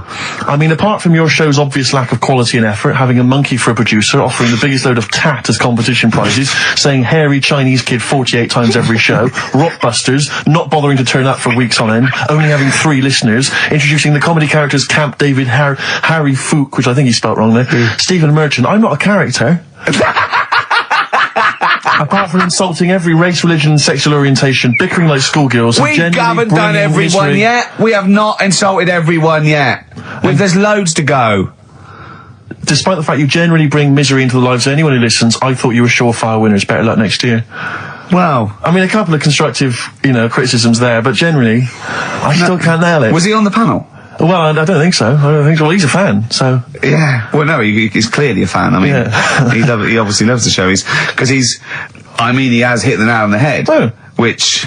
Yeah. But, what should we do? Should we give up or should we try harder? That's always my dilemma in life. Sure, yeah. I mean, I've always gone for the first one. Give up. Yeah, why bother? Yeah. If they can't see, just give us the award. Yeah. And then worry about it later, and we won't let them down. Yeah. Now they've got blood on their hands. We're gonna. Yeah. What should we do? To give a couple of months' notice? I think so. Okay. Well, there you go. I mean, seriously. I mean, I think. I'm being serious. I'm not being wacky now. We haven't told Andrew, but I think we've won our course with this show. Yeah. So let's. Okay, we'll give it a month, and it's because the Sonys didn't give us anything. Play a record. Yeah. There you go. You got to do a bit longer than that. No, we haven't. Got to give a month's notice. No, you got to work till about September if you're gonna. No, we haven't. No, we give a month's notice. Whatever, give the money back or something. Well, you give your money back. Yeah, I know. What are you going to spend your 80 quid on? True. A quick query for you. This is from Jay. He's got a problem here. He says, my parents won't let me ditch my studies. He's currently reading modern languages at London University. Sure. He wants to follow his dream, but his parents won't let him, of being a dancer. Carl. Worse than that, he says that they're trying to arrange a marriage to a bunch of minging daughters of people they know from good families. He doesn't know what to do, so he's got the arranged marriage coming along, and he's also got, he basically wants to be a dancer. His parents are forcing him into something more practical. Well, the first thing, right, I don't think Live your dreams? The arranged marriage thing is such a bad idea. Okay. Because I think too many people go on looks. Right. And then you soon get bored of that, and you find out the person who you're knocking about with is actually not your type. Right. Why don't you arrange marriages for people? Well, I'm just saying, right, so I'd say, Jay, go along with that. I wouldn't worry about it. Okay. I mean, if they're really ugly, then, don't go along with it. But if they're half bad, put up with it. That's Sure. all right. The dancing. Brilliant. Right. That's that solved. Brilliant. I wanted to be a dancer. After I did the boxing, right, I joined a dancing thing just near Man United's ground, right, called Twiggy's. Went along, I wanted to learn some moves. How old were you? Well, it was when Michael Jackson was like pretty big, so about 83, 84, 85, something like that, around there. Wanted to do it. When I went, it was shut, and it had become like a warehouse for toilet rolls. So in a way, I wonder what would have happened. Sorry. How is that an anecdote about you going through dancing? You've told me before you did boxing for a while, you did dancing for a while. You had the true fight in the boxing. You didn't even get in the. That's not an. Imagine if that was a film. This is a boy's dreams of becoming a dancer. Oh, it's shut. Next on. I mean, how is that a story? Yeah, if that was Billy Elliot, do you think it would have won quite as many awards? Yeah, brilliant. Footloose. All right, Yeah. I'm fed up. They banned it. Let's go. Oh, it's shut.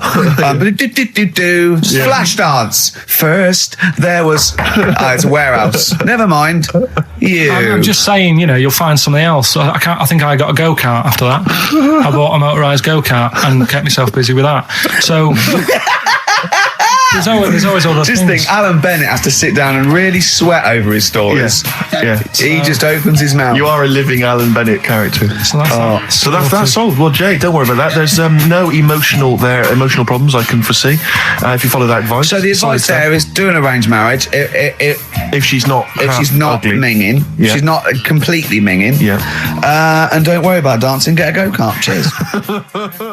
something else we're giving away. The Shining. It's just more throwing away, isn't it? Once again, is it on video? Once again, it's on VHS. Just because you buy it out of your own money, Carl, stop being so mean. And I want to watch it tonight because it's one of those films that. So you're going to watch this video and then you're going to send it to someone as a prize. Yeah, it's one of them films that. Sorry, what you just said yes to that without blinking. Oh yeah. You don't think like Les Dennis doesn't have a quick go in the car on Family Fortune before he gives it away? It costs Jim Bowen $5.99. has a go at those his and her towel racks. It costs $5.99, Carl. Okay, this is Carl in the classic The Shining. And what's the question? Well, we might ask that afterwards. Okay then.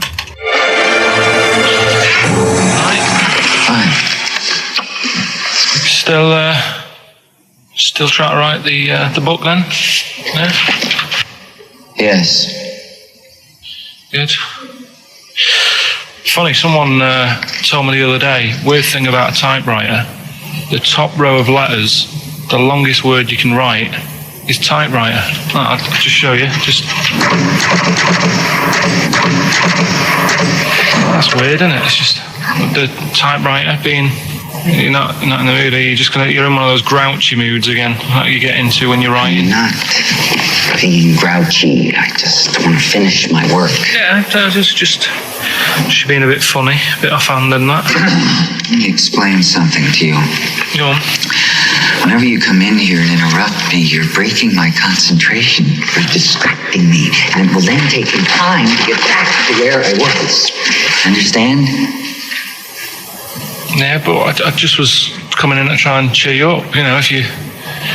I'm full of ideas as well. If you're having a problem coming up with stuff, got loads of ideas you could write about.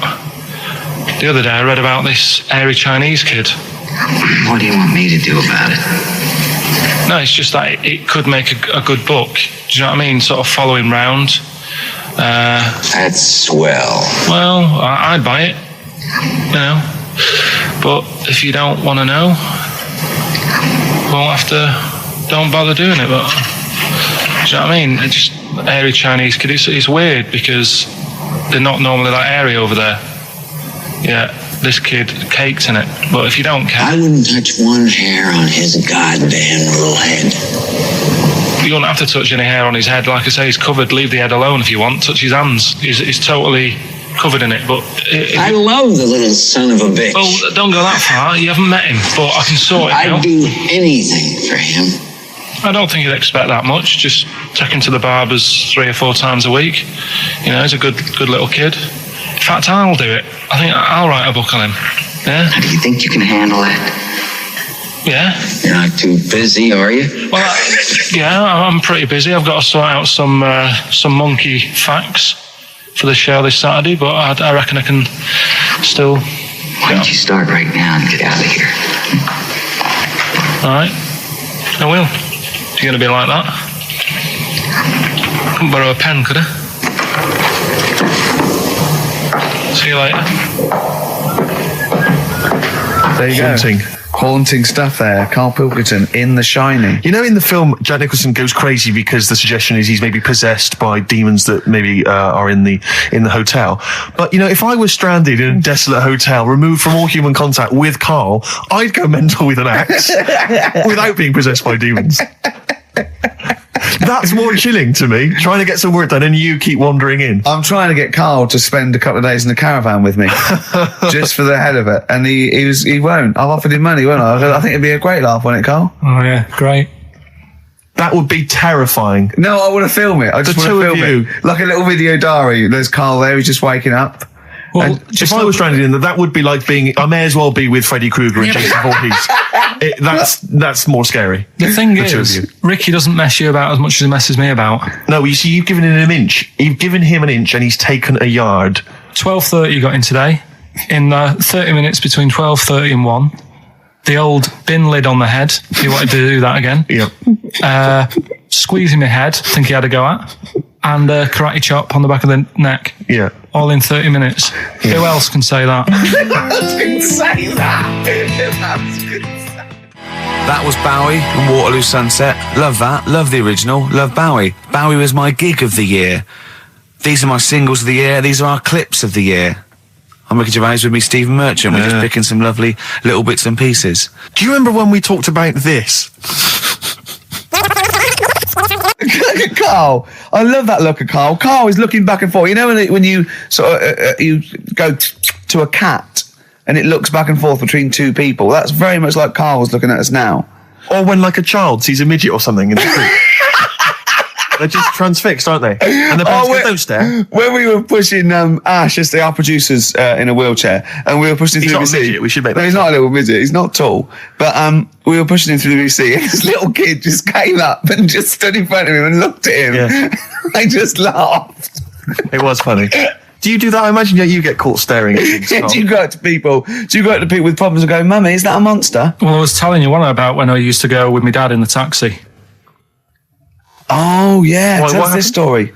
Well, Your father was a taxi driver? my dad he had loads of jobs, which he did back then, and they don't do that anymore, do they? People they don't Have a variety of loads jobs? stuff. Sure. But at one point, he had a black cab, and I used to go with him. He used to get a beer crate and put it in the front of the black cab, and sort of sit just next to the meter. And anyway, we got this call, and like the guy on the end of the radio said, "Oh, you've got your son with you, haven't you?" So he said, "Yeah." So it's just like, we've got to pick up at number 11 Village Lane or whatever. And I said, all right. And it was this woman. It was like a woman version of the Elephant Man. Wow. The Elephant Woman. Yeah, it looked like... it was really strange because I was in the front of the cab, and when you're a kid, if something looks odd, you're a bit scared of it, aren't you? Yeah. And my dad was like, "Look, it'll be all right." And we're driving towards her. Look, don't worry, son. I've got loads of buns. And just to I think I'll just throw one down the street if it lets you So run after you're it. being mean, right? I am a little bit. So how old were you? 18? No, I was about 12 or something like that. 11, 12. And as we got closer to her, it looked like she was holding like a bag of spuds on her shoulder. For a snack. Right. And her head was all a bit mangled and messy and that. And my dad said, whatever you do, don't stare at her face. Yeah. And she got in the Because you back. turn into stone. Well, she got in the back, and I had like the mirror, the driver's mirror thing, and sort of having a look, trying to work out. And he said, don't stare at her face. I couldn't work out where her face was. It was that weird. Oh, God. So I'm not sure you're from Manchester. I think you're from like Narnia or something. Yeah, you got frog boys walking around. The Lord of the Rings. That got like the claws of a lobster and the head of a toad. Yeah. And you got women getting in with spuds for heads. I mean, what This is not Manchester. This is not the place you grew up. This is mad. Oh, you can't believe it in London, can you? You come down and go, look, symmetry. It must be amazing. It must be a thing to do with upbringing now, mustn't it? And because, again, do you know, I've said to you before, years ago, when I was a kid and didn't have any worries, good-looking lad, you go through it a bit, have a few more worries, and you look knackered. Now, back there's a lot more worries and stuff, so you get a lot more freaks. Whereas in London, everyone's like happy, aren't they? I love the fact that stress can cause your fingers to fuse and your heads to grow. No, but if She must have been really stressed to have a head. Yeah. She was she an accountant or something? You know what I mean? But what did she do? What did she say? Where was she going, by the way? She couldn't speak. London Zoo, please. I think she was going to like To the pet fair. shop. Seriously, honest to God. On my mum's life, she was. Because at the end of the day, that's a good thing with animals. They don't judge you, do they? She's not She wasn't an animal. She's a human being. Not actually an elephant. No, but you know the elephant man was not actually an elephant. You understand that? He's got no elephant genes in him at all. No. That was just a cruel name people gave him. Yeah. No, it's the name of the disease, isn't it? Elephantitis. Look, so listen. So this woman, why was she going to a pet shop? She was going to a pet shop. What, to find a husband? Is this true? No, it is true, yeah. Oh, God. I'm not taking the mickey because it must be really bad for you. Of course it is. Carl, I need to ask. I'm going on to you today about cutting myself shaving. Yeah. I was going on about that. To think that she's probably not alive now, but to think... But you're saying that you're going to say this is a worse problem than a little cut shaving, aren't you? Yeah. Yeah. Do you know what I mean? I think you're right. Carl, there's a couple of key questions I need to ask. One, if she couldn't talk, how did she tell your father where to drive it? Did she have it written on a note? Did she point with her nose? Yeah. Right, this has got silly. Pick your song. But also, finally, where did you say she lived again? It was like in a village, a little small village. Right. Just hidden out of the way. All I'm saying is we could maybe get like some sort of coach, book some coaches, get a coach party up there to have a look at her. Take some photos. And now you can make some lemonade. The offspring of a woman and some spuds. Yeah. Just animal facts. I remembered one in the week. Go on. There was, do you know them two gay American men who have tigers? Okay, the two gay ones. Those Yeah, are go the on. two possibly gay tigers. Yeah, let's not worry about libel law anymore. Then, if you shave a tiger's head, whoa. Right, okay. You've got to treat that sentence with a lot more reverence than you did.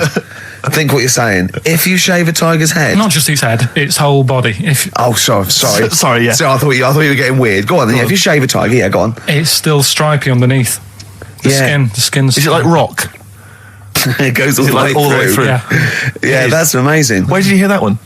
I remembered that. Like I was that a drunk just shouting it in the street? I shaved a tiger and it's still stripy. Get out of here.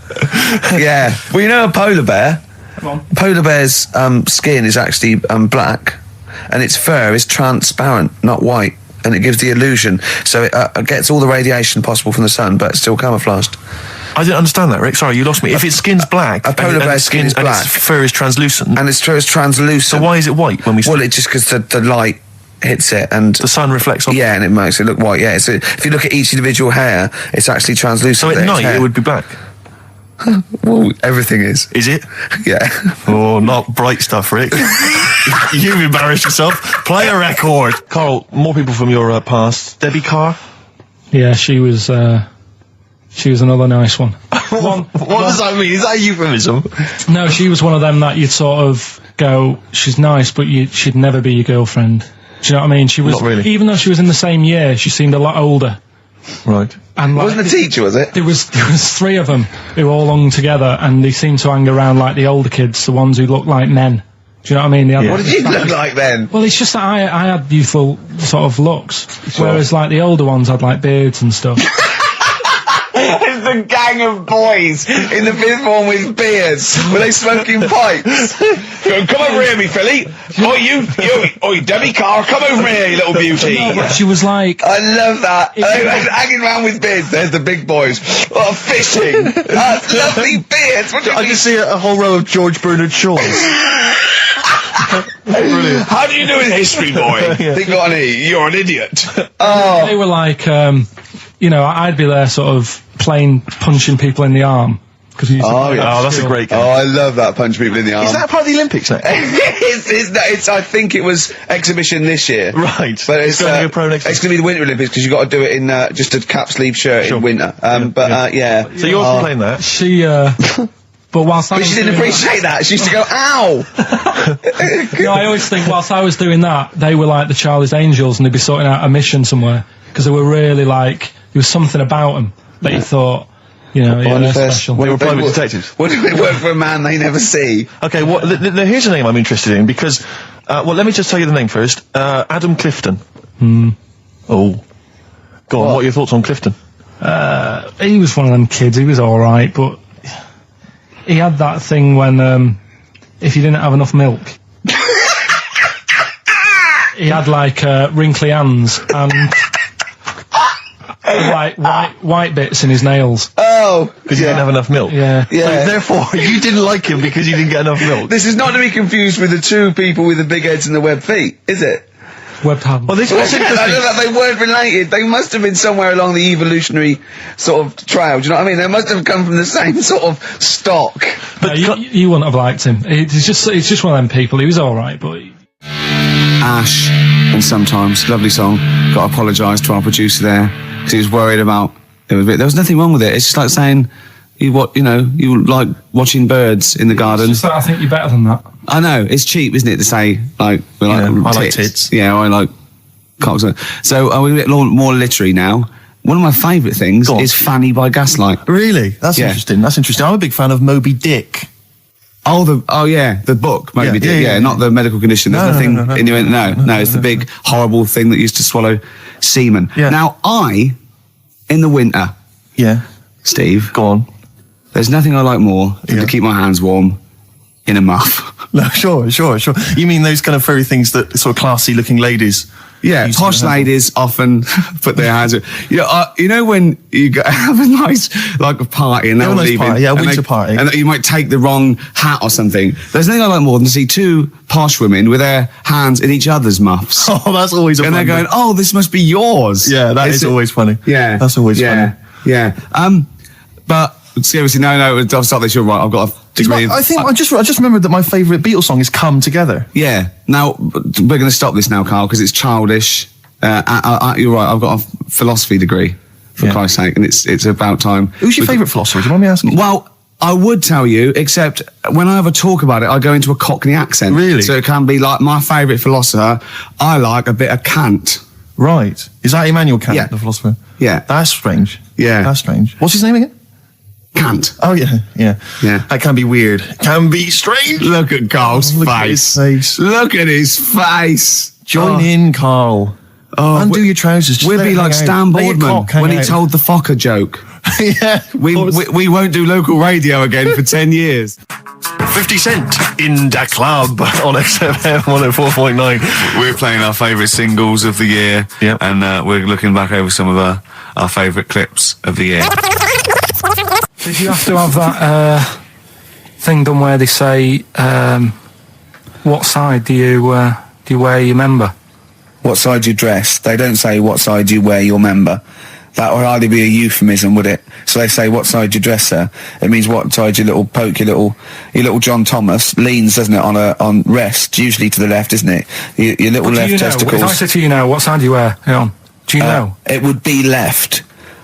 It would be the left. That's what I mean. If standing there, right, with nothing restricting it or holding it in or holding it up, right, it sort of leans. Your one ball is sort of like slightly back and lower, isn't it? And your little John Thomas rests there, so it's left. And the reason they ask it is so they don't put the tape measure up on the left and squash your willy or touch your willy. So it's nothing to do with like, well, you'll need a bit more room of sort of more material on that side, or... Well, no, I don't think they compensate. It's just when they put the when they stick that up into your groin, they don't want to come in contact with your The little... thing is, I don't know what side I wear stuff on. I just sort of pull my pants up and wherever it wants to go that day. But maybe it's not big enough to sort of make any, real decision. But, like now, I'm sat here, right, with my jeans on. I don't know where I am. Well, that's clear from hearing you talk. No, but what I mean is, if a fella said to me, what side are you, what side do you member on? Member? What is this the use of the word member suddenly? I'd go... Well, it's usually not appropriate, and also, I imagine in the old days they had big baggy pants that used to sort of like hang down, and now, like with those stretchy boxers and briefs, it's sort of held up in a nice little, neat little parcel, isn't it? So it's probably not appropriate. It doesn't come in contact with your little snake. So, did you ever, have you ever heard that? Are you telling me a tailor has asked you that and you went, what do you mean, mate? No, I've never, I've not really had one made to measure. I had one made when I was a kid, but since then I've sort of bought a suit off the hook. But when you were saying about buying a suit, I know that question sort of crops up and I don't know what the answer is. It just annoys me the way I don't know, there's no surprises anymore. Do you know what I mean? People know. What do you mean? He's going to go, right, I'm going to measure you now. Which side shall I measure? Go, well, potluck, go on, have a look. Right, there you go. Oh, you got it. What do you mean there's no surprises anymore? What are you talking about? Everything you say is a surprise. Everything you say, every opinion you have is a surprise to me. What I mean is, why aren't people just happy just to go, well, depends, doesn't it? I'll just pull the pants up wherever it wants to go. I'm happy. What do you mean? Why is this such a big issue? But Carl, when they ask you this question, they're not making a note of it somewhere. It's not statistical research to find out what the kind of common leaning is. It's a question so he doesn't touch it when he's using his tape measure. Just be careful. But he is being careful by asking the question. But what's wrong with him touching it anyway? If he's, it's only a slight... Fair enough. But if he just sort of, knocks it a little bit, you can just go... Do that again? To me, it's the same as the prostate thing. It's just happening all over again. But the doctor doesn't go, what side's your arse on, sir? Trying to avoid the arse. He wants to go, he knows where your arse is and he's aiming for it and he wants to get it up there. He's aiming for it for a good cause. This little fella's going, well, I've got to measure his leg. I don't want to touch the knob. I'll just ask him, sir, do you mind telling me where your cock is so I can avoid it? It's a big difference. But like I'm saying to you, I'd have to have a look first to let him know. I don't know where it is now. I don't know, it could be the left, could be the right. Are you telling me you don't know where your knob is without now? looking? Well, what do you mean without looking? How could... Well, you're saying it as if like... Should we have a guess? Well, have a look and tell us where it is. And what are you wearing? What sort of pants are you wearing? I've got my jeans on. But you got pants on underneath them? Yeah. What are they, briefs or boxer shorts?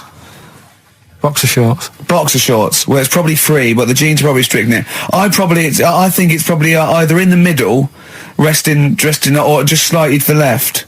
Have a look. We'll tell the listeners after the break where's Carl's knob. It's a big competition. Oh, brilliant! We've got to send this to the Sony Awards people.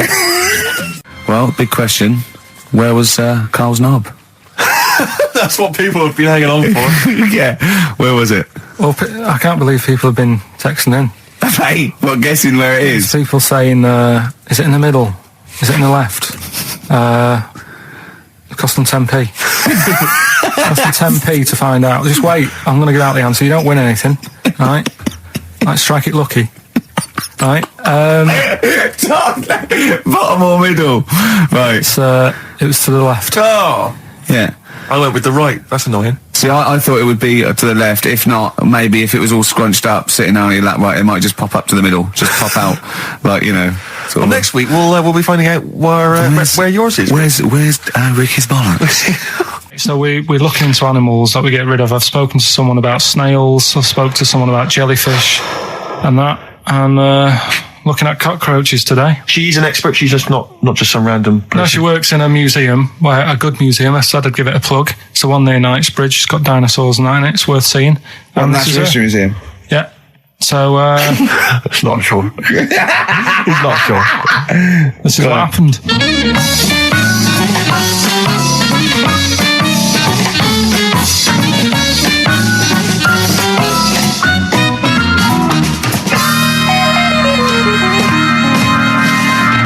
Now, what I'll do, I'll tell you as much as I know, and then you can fill me in if I'm right or wrong. And then at the end of it, we'll get to the bottom of whether we need them or not. Okay. All right. So first of all, the first thing that I found out is that they have 18 knees. That's not exactly possible. They're insects, so they have 6 legs. Yeah. And a knee is usually the junction between femur and tibia. That's sort of classic human knees and every other animal knee. So with 6 legs, you can only have 6 knees. Could somebody sort of got mistaken for seeing one that was a bit double jointed? I think you're grasping at straws or something. All right. Well, we might have to come back to that one then. Okay. They can hold the breath for 40 minutes. Well, they don't do that because they don't breathe in the same way as us. They breathe through little spiracles, holes down the side of the body. So, no, they're not a very apt simile because the method of breathing is so different. What do you mean? Because insects have a totally different system. They don't have lungs in the way that we do and just breathing through one part of the body. They're actually breathing through every segment of the body all of the time. So even though they've got their mouth shut, they might be able to slide. Nothing to do with breathing. So only just feeding. So you see, maybe that's where someone's gone wrong. Someone's got hold of one and sort of taped its mouth up or something and got bored after 40 minutes and said, well, we'll call it right. It's a pretty unkind thing to do to an insect, even to a cockroach. Yeah, but it's all... You can't do that. Yeah, but... No. Pretty unkind thing to do to anything, even a cockroach. Something else I found out. Yeah. They can live for a week without an head. Well, that's true if they don't bleed to death in the process. But the weird thing is, when I told you that they had 18 knees, you seemed a bit sort of like, don't talk ridiculous. But then we're talking about an animal that can live without an head. So there's a little bit of truth in that one, yeah? Yes. Why, when it was invented, has it got that facility? Say if someone said to humans, we could do that with humans, and, you know, if you lose your head in some accident, it gives you a bit of time to sort of go back to your family and maybe write them a note. You won't be able to have a chat, but write them a note saying it was my own fault and it was nice knowing you. Well, that would be a useful facility, I agree, but cockroaches are great survivors. I mean, they've been around for over 300 million years. They're one of the most primitive insects. All right. Well, I've also, is it true that they do a lot of resting? Apparently they can sort of rest for 75% of the time. Rest? Yeah, they just sit about doing nothing. It's probably true of a vast proportion of the world's fauna. I mean, maybe the 25% that they are working, they're really giving it some, so it might make up. They're probably searching out food and, they can slow down considerably. You can chill insects in the fridge and they'll become very, very quiet. You might think they're dead. Yeah, but I'm sure, you know, if we were sat in a fridge, you know, we'd go a bit quiet, wouldn't we, you know? Well, you might not know much about it, of course. Yeah, but... You're not quite reading the right sources. Well, I've been using the internet. I'm sure there are many useful sources that you could find there, but some of those seem to have been a little misleading to you. So you don't agree with a lot of what I've told you there? No. So cockroaches, can we get rid of them? No. So we're keeping them then? I would say so, yeah.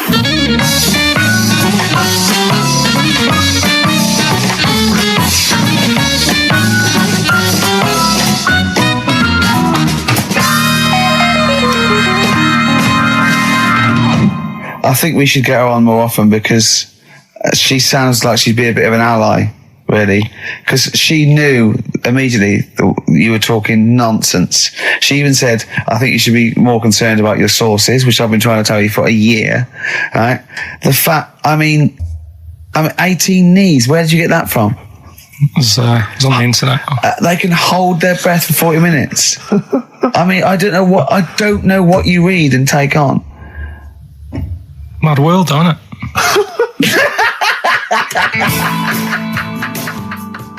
And there was also a fella in the week who said that women shouldn't be wearing trousers. Why? Because they don't look good in them. What do you think? What do you think about that? It's rubbish. Yeah. These are the only things that have caught your eye over the last couple of weeks. This is the entire news. Galileo did something with light. A French fella said women shouldn't wear trousers. See, that to me wouldn't pass as education. It's not education. I don't know where you could ever use that. I don't know when that would ever be applicable to life. I just like reading stuff that sort of reminds me of. Do you know what I mean? If I read it and it gets me thinking, I think that's a good little piece. But I mean, but surely can't you just sort of like sit near something that vibrates to keep your brain going, or shake your head every now and again? I mean, what does this do? You mean it makes you start using your brain? But what aspect of a Frenchman said women shouldn't wear trousers got your mind working? What questions were you asking? Because I thought that's a bit daft, isn't it? Right? Yeah. Okay, it ends there with me. There's nothing else. There's nowhere else for me to go on that. He closes your mind's still whirring. Yeah, go on. What do you think? Let's go through this. Oh, I wish we could download his thoughts. I know. Just watch it. Yeah. Wouldn't it be great, like a DVD? Cartoon. Imagine that extra footage on the Office DVD. Yeah, Carl's brain. That would be with amazing. Oh, with a commentary. Go on. Women wearing trousers and that, right? On the estate that I grew up in, on right? There was a woman about 4 houses down, right? Rough. Now, she used to wear leggings. Yeah.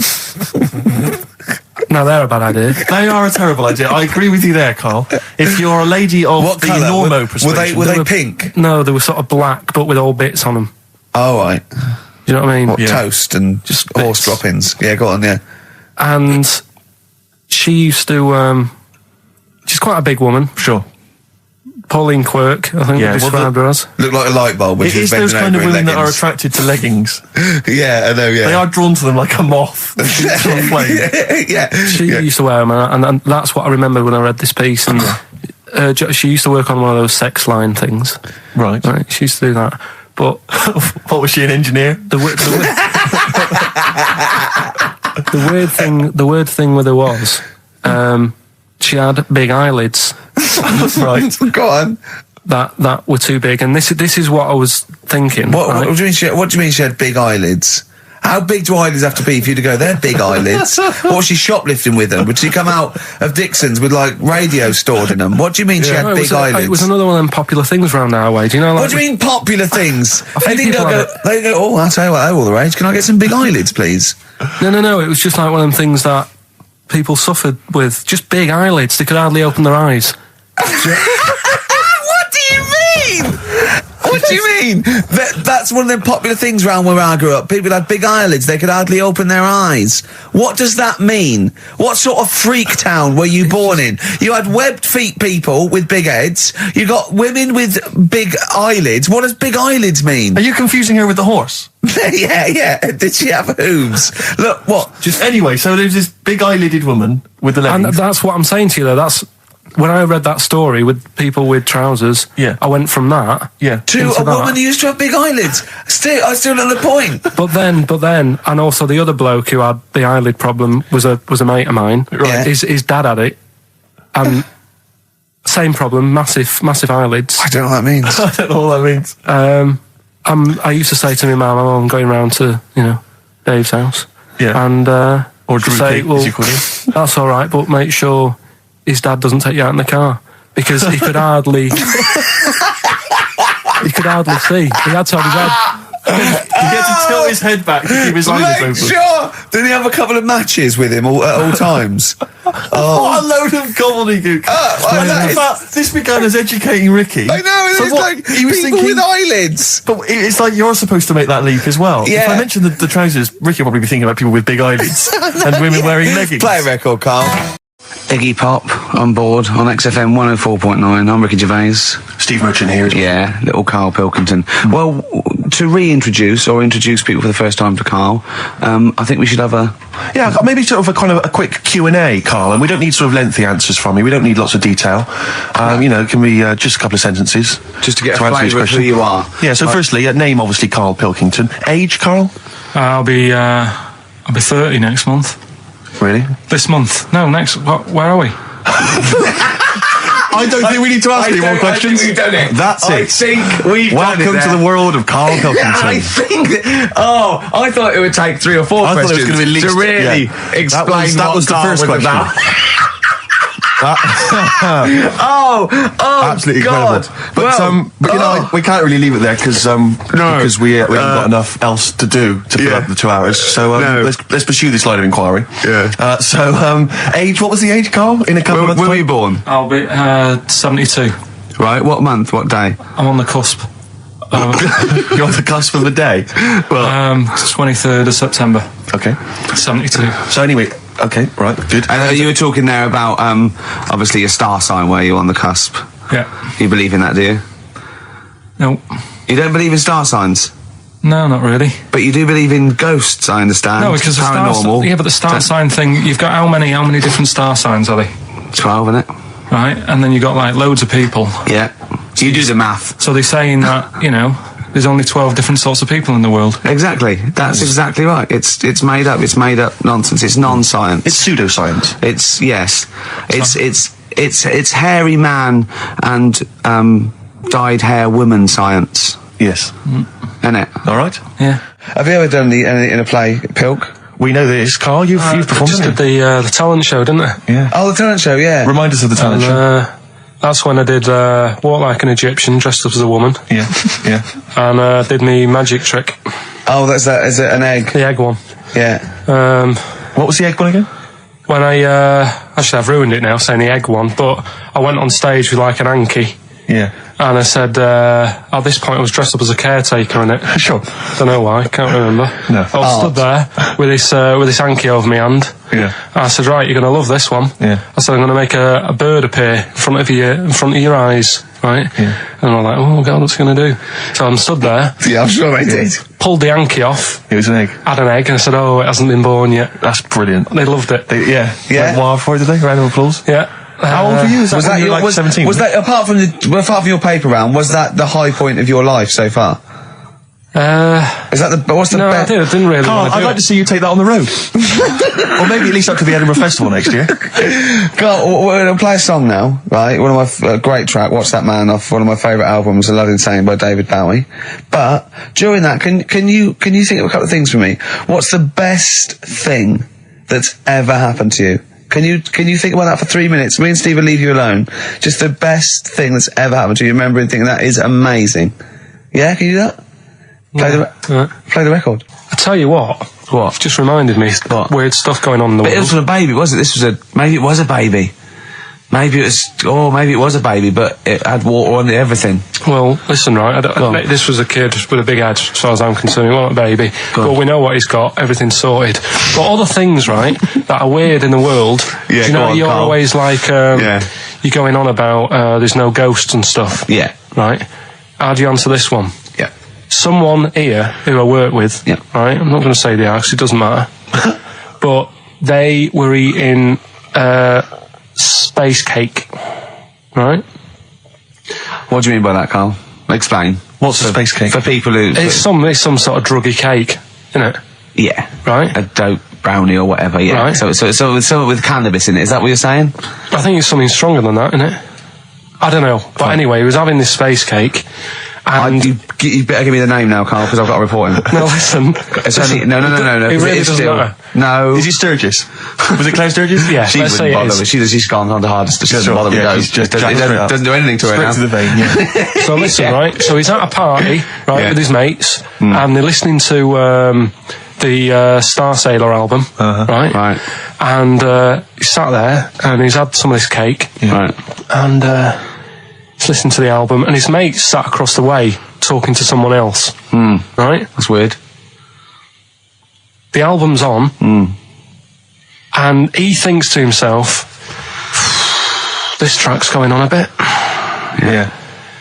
And his mate across the way, who's talking to someone else, Heard him say it. heard him say it, and he goes, Yeah. yeah, isn't it? Yeah. So he goes, oh, Right. and he goes, See, usually at this point, I say this bloke taking drugs, but you started the story Yeah. with this bloke no. had done some But drugs. since, Right, Rick? no, if he was here now, Yeah. right, he would say, yeah, I know it sounds mental, Yeah. but it happened. And Yeah. it wasn't just a one question. It wasn't just like, oh, this track's a bit long, innit? Yeah, it is. He had a It whole was conversation. A whole conversation Sure. with the guy. And Yeah. Sorry, I just want to clarify. You mean he had the whole conversation telepathically? Yeah. Right. He didn't just shout across the room. And they've recently met up and like they've sat there and tried to like work out what happened. And it's never happened presumably they again. don't have to talk at all anymore. Yeah. Why did they meet up? Couldn't they just like in their own homes? Just stay at home. Do they have to have that cake before they start having a conversation? Hold on, wait a minute, lads. Why are we using our lips? Yeah. This is using way too many. Oh, take them. There you go. My only question with that is, being skeptics like Ricky and I, whenever we hear a story like that about the paranormal, the first thing we always look for is maybe some other explanation. Yeah. Maybe one vague idea. Lying. Could be lying. Chinese whisper. As I think you pointed out, there are drugs. It's often an issue as well. Madness. Yeah. Fear. Delusion. Sleep. Yeah. You know, there are so many things you go through. I'm going to go with the drugs before your dead grandmother exactly. pops into the equation. I'm going to go with the acid. Right, tell the other story that you totally believe this as a true story, don't you? The fella with the being killed. Right, do you know how the other week we were talking about some fella who had his head cut off? And he said, when my head goes into the basket, I'm going to blink a lot. See how many times I can blink. But if you remember, when Carl first told me that, it was, I think it was Simon or Nick that pointed out. He goes, no, that's not quite right, Carl. Carl told me that he had his head cut off, and when his head was in the basket, it looked up and said, count how many times I blinked. Yeah, but he believed that as well. So he was happy. He was happy with that. Sure. Do you know what I mean? So yeah, a couple of weeks ago there was a guy, he had his head cut off, and before he had it off, he'd said, I'm going to blink to show that there's life after death. And he did 32 blinks, yeah, right? Sure. So you two were sort of putting that down the other week. We were sceptical of that. So I looked again on the internet at some other website. Yeah. And there's a guy... Sorry, it's the website, just to clarify, the website is the place where you bought that property on the moon, didn't you? Because it was a bargain. Right. So, this guy... Been gazumped. Look, we'll see who's been gazumped when this world ends. I've got somewhere to go, alright? And I know you'll be calling me up, saying, oh, can I come with you? Haven't you got like 2 square foot? No, I've got acres. You're going to have to stand deadly still on the moon in your 2 square foot. I've got about 20 There's no place acres. for Suzanne, it'll just be you. 12 off, love. It's all those people with big heads and web feet that've been buying it all these years. Well, listen, right. Go on. Anyway. Play a record, tell us the story after. We've been chatting for sorry, Carl. No, there's no record. Play a tune, we'll come back with this. What's this, another ghost story? Let's play one of my favourite songs of all time, because I'm going on holiday and getting into a lovely serene mood. Sorrento's probably from that. It's Neil Young, After the Gold Rush. Beautiful.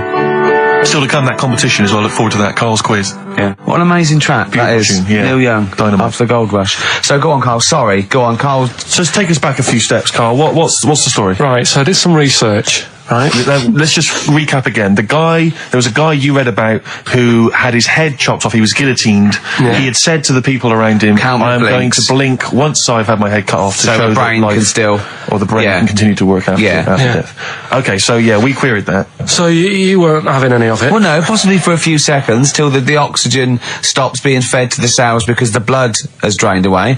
But, you know, nothing spectacular. So Right, go on. well, along the similar sort of lines, right? This is quite a few years ago. This fella sort of upset the royal family doing something, right? So they said that this isn't good. It wasn't Ben Outton at that Jubilee thing, was it? I can't remember what it was, and they said, right, That was terrible. We're gonna cut your head off. You know, you gotta show people like you can't be doing what you've been doing. What was this, the 1970s? When you say a couple of years ago, you mean maybe sort of... Was it the olden days when the phones weren't very good? Ages ago. Yeah. Ages ago, sure. So yeah, fair enough. Yeah. So very philosophical. Yeah, imagine that when you watching this story. Take your head off. This was literally ages ago. Yeah, exactly. Yeah, go Simon on. Sharma's History of Britain. Yeah. Oh, So- and even before that, which is yonks before, when it was all mental and different. Sorry, Carl, go on. So he's having his head cut off, and he's resigned to it. It's the day before. He's kind of got it into his head now that I'm not going to have my head much longer. Sure. So he said, let's make use of this. Yeah. He said, I wonder how long like the body can stay alive without my head on it, right? So they were like, oh, I don't know. So Hoover. so The jailers? whoever he was asking. These jailers with one eye. Yeah. Get out, pal. So he said, No, wait a minute, I've got an interesting scientific experiment, jailer. Well, Yeah. fair enough. What is it? So he said, what I want to do, right? He said, you know, surely it's my last right. You know, I'm gonna be dead tomorrow. Sure. So let's He do a didn't test. draw it out this long, did he? Yeah, he said, let's test this out. You know, he said, do us a favour. He said, you know, it's my last day. What I want you to do is you're going to cut my head off. Let's put a white line on the floor. Right. And see if, because there's no point asking how far he can sort of walk without an head if there isn't a line, because you don't know what to count. Do you know what I mean? If he loses his head and he's running around all over the place, you can't really count That's not impressive enough, yeah. So they said, let's make a white line. Sure. Yeah. Who said this? He did or they did? I think they started to join in with him and saying, well, let's make this a... Sure. You get it, go on. So... they got Norris McWhirter down. The Guinness people. Oh, yeah. So they said, let's get this white line. Yeah. And dedication's all you need. We'll do this tomorrow. And he said, all right, then I'll see you in the morning. I'll see you in the morning. Night, sleep tight. Bye. I love the fact that Carl knows exactly what was said. That's beautiful. Yeah, he doesn't know the story or what order it is in or when but it he was. knows exactly what or was who said. said what, but he knows the alright then, see you in the morning. Bye, little kissy. Oh, I'm not like that. Oh, you joker. Don't let the bed bugs bite. Yeah, anyway. So he gets up. Do you want a paper tomorrow? No, I'm alright. Go on. He gets up and they say, right, today's the day and that. And he said, well, I've got used to the idea. So here's a white line for you. Got used to the idea. Go on. So they go, right, you ready then? And he said, I go on. And they cut his head off. And the body walked 32 steps without a head. Wow. 32 steps. Incredible. And that's the lesson, really. Did it get as far as it walked along the white line, did it? Yeah, it stayed along the white line, did 32 steps, and then started to stumble a bit, and it just fell over. Yeah. But, it was a test that your body can still keep alive for a little bit. Yeah. When you've lost your head. Absolute twaddle. Absolute twaddle. What do you reckon you can do then without an head? How many steps? Nothing. There'd be muscular spasm, right? Yeah. It would twitch a bit. You could not distinctly take 32 steps. The body... don't... Yeah. Is the doctor still on the line? Yeah. The fella that bought 6 parrots. Yeah. And, you could have got 32 steps. Right, so A you don't beheaded believe man that. doing a bit of line dancing. Right, you don't believe that, but something that you do believe that a cockroach can live a week without an head. It can. Slightly different kettle of fish there. Why? Wow, insect to human is what I'm thinking. Yeah, that difference. There's not that much difference in Well, of course some there insects. Do you know that a snake has a heart and lungs and kidneys and stuff? Go on. No, well, I'm just saying. So? You're making out as if like they're a totally different species. I am making that up. I mean, call me old-fashioned. Do you know what you're talking about? I don't want you embarrassing yourself, Rick. Yeah, I am suggesting they're totally different beings. Yeah, that is. Yeah. Now, Carl, the cockroach is a very different thing. The interesting there is that it lives without its head, because a lot of it's on. There's some of them are phototropic, chemotropic. Some of them just literally have irritation and muscle memory. I mean, they do have a central nervous system, but it's very different. So if you lose the head, it bypasses a lot of that anyway. All this is running around. The reason it dies is because it can't take on water. But it's very different to a man, right, having consciousness and then losing that. And the body's still going, I think I remember what I was going to do here. Yeah, so I'm going to carefully walk 32 steps along this white line. Imagine you just looking down going, missed a bit. Yeah. Maybe the head was in the corner going, left, left, left. Oh, he's now... Well, let's just put it out. I mean, if anyone listening has maybe had a relative beheaded, maybe in a horrendous car accident, but they got up, maybe they went for a walk, they had a little chat before they passed on. Carl. Get in touch. Carl, you are my favourite being. You are my favourite species. Now, you, Carl, may not be particularly different genetically from a cockroach. You are. Why can cockroaches do that? Why whoever made them went... Let's play a record. Do you know what? When I told him this fact, I send him little facts on text messages just to inflame his, interest. I just sent him a cockroach can live 9 days without its head. He texted back, "What's the point of that?" Yeah. What's the point of They're that? not doing experiments, these cockroaches. It's a boring last week to have. And he went, and on top of all that, you're thirsty. So it's the worst week of your life, isn't it? That week without your head. Play a record. Carl. Competition time next. Oh. Look at his little face. Look at his little face. You've not heard Carl's competition. Oh, he could live without an head. Strokes. Someday. I'm already annoyed. I've been I'm in here a bad 3 mood. minutes and I'm already annoyed. Yeah. I'll bring back Claire, I'll tell you. No, it's not his fault. It's the whole place. The library's shite. I tried to get. Oh God, I had to go to Capital Library. Fancy that. I had to go to Capital Library to get a couple of records I wanted. Right, place is falling apart. The email's not working. It's so shoddy. He's had 2 weeks off on holiday. I mean, they might as well bulldoze this, honestly, because for all the, it is ludicrous. And we get paid peanuts. You get paid, do you? Oh, and it really annoys me to have to fight. Oh, anyway. Just calm down. 104.9, I'm Ricky Gervais, with me Steve Merchant and Karl Pilkington. Karl, you're back. Alright. How was it? What, the holiday? Yeah. Well, it wasn't all fun, was it? Because my dad was in hospital. Oh, but he wasn't during the holiday. Not during the holiday, though, was he? You came back from holiday and then found that out, didn't you? Yeah, but it happened when I was on holiday. Did you know that, though, when you're on holiday? No, because I didn't take my phone with me. Well, that's the weird thing is, I got a feeling when I was sat there, because it normally happens. What was the nudie speech, was it? When I first went away, you saw that old fellow with his packet out. When I went to Ibiza, right, I had a feeling, and I called home. My dad had punctured a lung. When you say you had a feeling, what do you mean a feeling? Just like, I should call home. There's something not right. But this time, a very specific feeling. How did that manifest itself? How does that? How did you get that? What kind of feeling? That tingling thing? I'm getting a bit of a lung feeling. Yeah, a bit of a dad lung feeling. That feels like a punctured lung. Hold on. Anyway. But anyway, the holiday was good. We talked about it last week. Well, let's probe Karl about his holiday, because that's the sort of thing that audiences will stay tuned for, Rick, I'm pretty certain. Yeah, sure. Find out about you know more about this radio business than me. You've hooked them already. Indeed, yeah. But also I'm thinking we've got nothing. Now. We may as well save that. No, I resent it. I used to put a lot of work in, but no, I think of the money, which is, for me, pretty shoddy. Well, you know what I mean? I don't usually you get make an awful lot of cash. Well, exactly, yeah. And, the whole thing is, the whole setup. It was raining today. I thought, I should have a cabin. And then the sun came out, so I walked in again. Ah, dear. How are you? So where did you go, Karl? What was the story? It was my birthday, right? Went home after working with you a couple of Saturdays ago, right? Girlfriend was like, open your card. And I said, no, it's my birthday on Monday, I'll open it then. You obey by the rules, certainly on birthdays. Birthday rules. Well, there's no point. Well, exactly, chaos leads that way. Yeah, right, so... not an anarchist, never has been. So anyway, she was kept going on, and it was doing me head in, so I said, alright, I'll open it. Yeah. So I opened it, ticket fell out. Surprise holiday to one of the Canary Islands. So...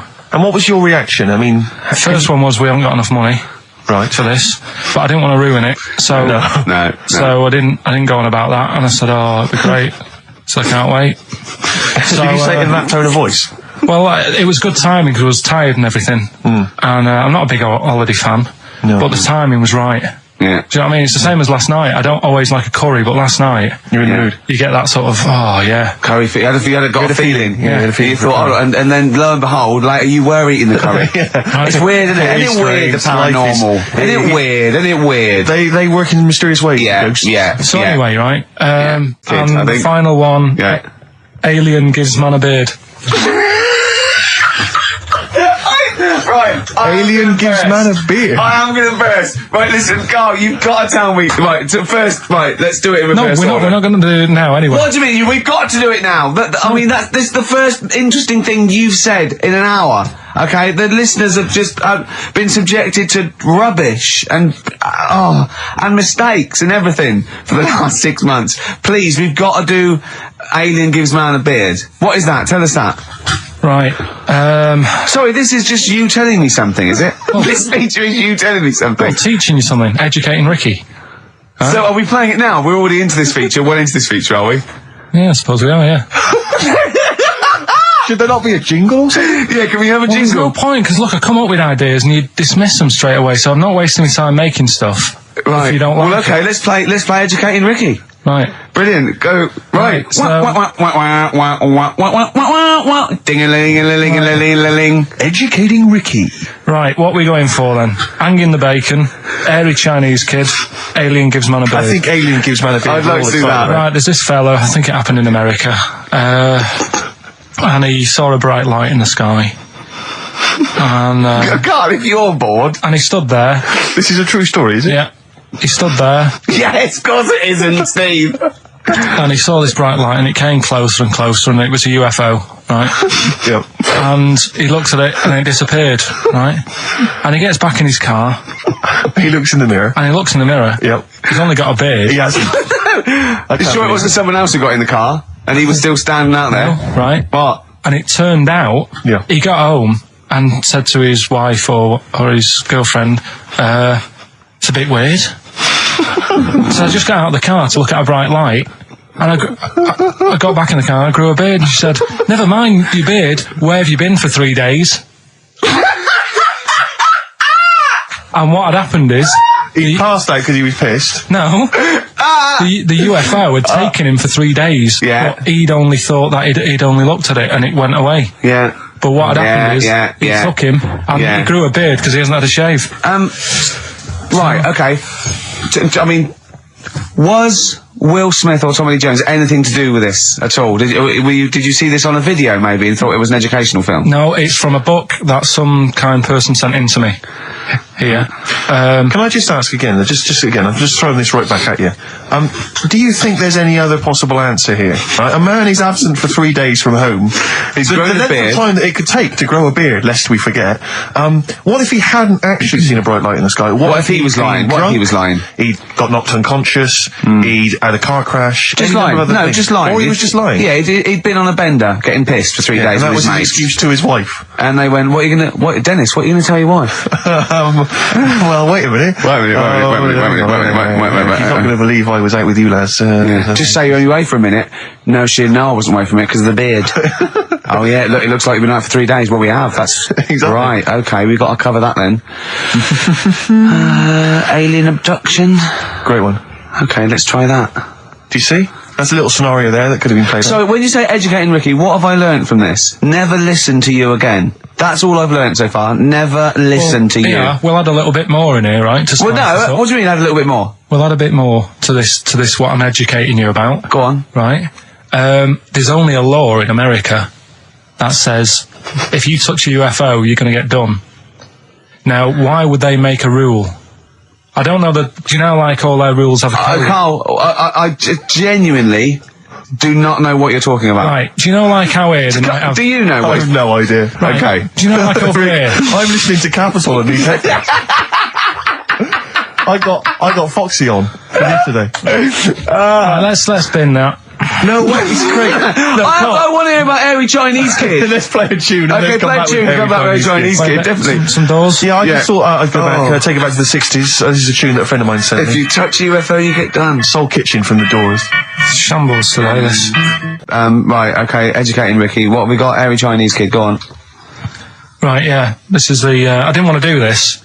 Really? You want to do it? Well, I wanted to give you 3, and I gave you one. It was like the alien man gets a beard or whatever. Yeah, and which was total rubbish, so this one should be better, maybe. Hairy Chinese Kid. Right, well, we've talked about hairy people in the past. True enough. Aren't we? Yeah. You know, the little kids who grew up in woods and hung around with wolves and that. Yeah, again, you're confusing it. Yeah, they're not, there were some people that were born very hirsute. They were not the people who were brought up with wolves. Yeah. You just put that together in your Homer Simpson type mind. Right, well, this is like a sort of close to that sort of story. Yeah. But the weird thing is, right, Chinese people aren't that hairy as a nation. No, seriously, that's a well-known fact. They don't have that much body hair and stuff. Okay. So this little kid who was born over there, he was like covered in stuff. Was he? And it was only his nose that wasn't hairy. The rest of his body was caked in hair, right? And his hair sort of... What sort of hair was it? Was thick, it... Thick hair. No, what I mean is, was it sort of like a pony's mane, so he just looked like an Ewok? You know what I mean? Just like hanging down sort of straight, dark hair. In the picture, it looked like... it grows from his eyebrow. It grows from his eyebrows quite thick. And then it just goes all the way over his head. You don't think it was just really long eyebrows that he'd done a comb over? No, it was all over his body. It had a picture of like his back and that. Yeah. And had he styled it? Had he styled it at all? Did he have it in a quiff or? No, it was just hanging all over him. Yeah. And they were like, you know, this is a bit weird happening in China, where we're not normally that hairy. That was the scientist speaking there. The local press and that were getting him down, calling him Monkey Boy and all this. Oh. And thinking Chinese press. But the doctor, Yeah. Oh. They're cruel, aren't they? the Like doctor, those game shows. That's Japanese, isn't it? Yeah. That's what. Yeah. and the doctor said, I was talking through all that time while we were just like talking to each other then. Because I turned round and I still saw he was talking. Go on. So anyway, the local press came in to see the hairy boy, the monkey yeah, boy. and they were like being tight, taking the mickey out of him, and the doctor said, Throwing him nuts. said he's only hairy. Said he's a healthy young kid. The only faults he's got is he's got a little bit of eczema and a boil. And he said everybody should just treat him the same, and I think he grew up a healthy kid. Yeah, so that's the That's the end of the story. That's not a story. why. But I've got nothing. I don't know what to say to that. So someone in China was born slightly hairier than the rest, and he was normal apart from eczema and a boil. That to me isn't a story. But if it is, I've got a million. I mean, it's sort of like bloke from Manchester went a bit bolder than the rest, got a job on radio. He was normal. I mean, that's not a story, is it? Do you know what I mean? All right then. You know, I won't be telling anyone the bloke got in the car and he had a full-face beard. Why has his car been towed away? Because it was a quiet road. Was it? Wasn't in the way. So. Are you filling in the blanks again? That wasn't in the book, was it, that you read? See, that's the thing. Sometimes I think you make up bits of the story as though they were fact. That doesn't seem right. Well, that's all you can do, innit? So that's educating Ricky. Will we Brilliant. do that next week? That is brilliant. No, I think that Carl. was good. I did. I mean, I enjoyed that. I learned something from that. I mean, I want to get. I mean, this is all from one book, is it? Yeah. That's an interesting book. With the, I don't want to dwell on it, but with the hairy Chinese kid, what did they say about that? What was the, I mean, was it once there was born a kid who was slightly more hairy than everyone else, but yeah, it's all right. He only had a boil. Oh, how did they word it? How did this capture your imagination? There was a Well, picture. it was a picture that grabbed me first of all. Sure. And it was like, God, what's up with him? And that's when I read it. Did you see the boil and the eczema or just the hair?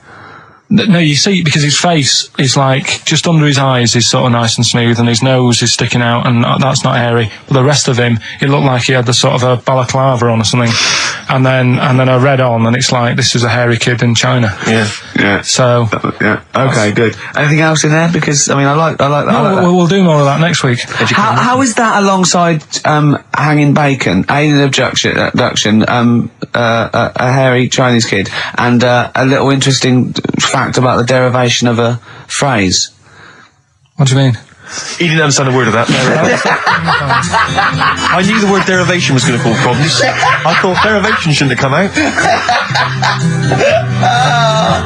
I wasn't disputing. He's all smug because he's had a phone call. That was Beck, lost cause. Go on, tell him why you're all smug. Because Adrian just called up. Yeah. After hearing the story about the Chinese kid. Yeah. And he said, yeah, that's true. He said that there was a TV programme on it. Yeah. He had a chromosome defect. Yeah. And it made him hairy. And his mum and dad used to have to shave him. That wasn't in the book. But, thinking about it, that's not a good move anyway, is it? Because they say that for women, if you get a few hairs on your top lip, don't shave it because it'll grow back thicker and faster. So they should just let him. They should have just said, well, let's see how bad it gets. But if they went in there straight away if he came out as a baby and a little bit hairy, they should have left it for a little bit. But Adrian called up and said, yeah, he was hairy, he was all but right. we weren't disputing there was a Chinese kid born slightly hairier than the rest. We were disputing the fact that you didn't actually tell us a story. You just told us a And sort what of we are selection of disputing facts. is that man was abducted by aliens for 3 days and grew a beard. Yeah. That's definitely not true. No. We don't know about chewing the fat, but it sounds quite viable. Yeah. You see, the difference is between me and Steve and you is that what we believe isn't random. Do you know what I mean? It's not random. The things We don't believe stuff just because it's interesting. it's not every other thing we believe and every other thing we don't. Well, I think Carl believes stuff if it's interesting. Yeah, I know. Yeah. If he thinks, intriguing. Fact. I'll tell you something I do know. Go on. Right? But I can't really get a question out of it. Go on, just tell us. There's a shadow somewhere. It's already good, isn't it? I'm loving it already. No, right. There's a shadow. I think it was in America. Yeah. And it's on a quiet road. I'm guessing somewhere like Boston. That's what you mentioned. Okay. Right? No. Somewhere like Boston. And people at night used to see this shadow moving about. And they'd go, what's that? Right? And it got known, the town, the little local town got known for this shadow, but it didn't cause any problems. People What are you talking about? Well, it was like, You've lost me. What are you talking no, about? do you know, like some places get famous, like Scotland's got the Loch Ness Monster and that, but No, it doesn't go cause on. any. Yeah. But it doesn't cause any problems. It doesn't exist. Go on. Right. So there's this shadow walking about on the road. What do you mean? No, what's he again? Rubbish. Right. So he's walking Nonsense. about. Where did you read this? Where did you He's see walking this? about. This was on the internet, and I'm sure. Sorry. Sorry. Right. I thought it was shite. I didn't know it was on the internet. Right. So this shadow is moving about, and Independently of an object. yeah, and the local mayor and that is like, yeah, it's a bit weird, but it's not harming anyone. The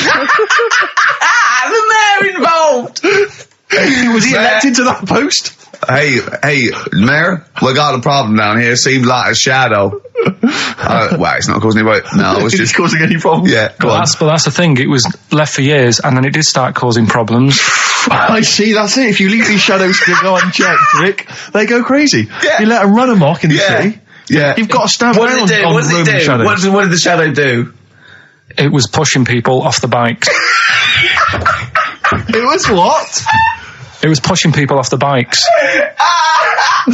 Oh, I'll find out more for that next week.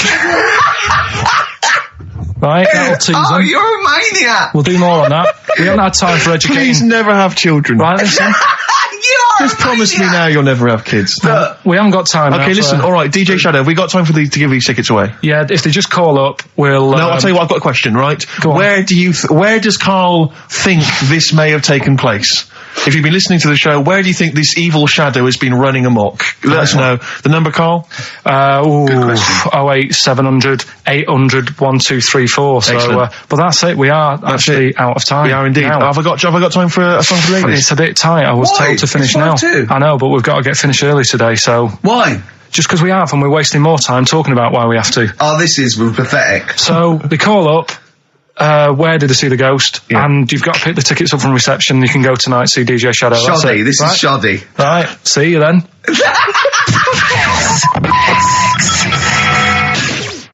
Oh, Foo Fighters and All My Life on XFM 104.9. I'm Ricky Gervais, with me, Stephen Merchant and Karl Pilkington. Just before we do educating Ricky, this is where Karl thinks he can give me something of interest and teach me something to take away. Last week I found out that somewhere in a strange land, people thought tomatoes were poisonous because they ate them with lead. Things like that. What was the other one you told me? What else was it last week? Bit of worms. Cut me off. Yeah. Oh, I sent him a text message. I was on the train, a bit bored, and I read in, I think it was Metro, scientists have found out that worms get stressed, and they found out that the fat ones didn't live as long. And when they checked the thin ones that lived longer, they found out they had a gene for de-stressing them. Right? Karl, do you remember what you said?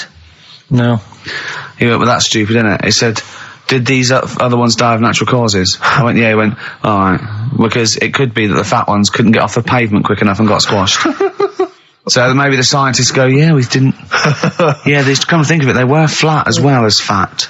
I think the reason that the worms are getting stressed is because people like Karl are cutting them in half to try and make two snakes. Yeah. Yeah. Two worms. Yeah. That's the concern. He said they can't even commit suicide if they're stressed by cutting their throat. I also sent what I thought was quite interesting, that the scientists have found that the elephant hasn't got the best memory. The sea lion has, Right. based on they've got a sea lion and they got it back into the old laboratory 10 years after it taught it a simple trick, and it could still do the trick.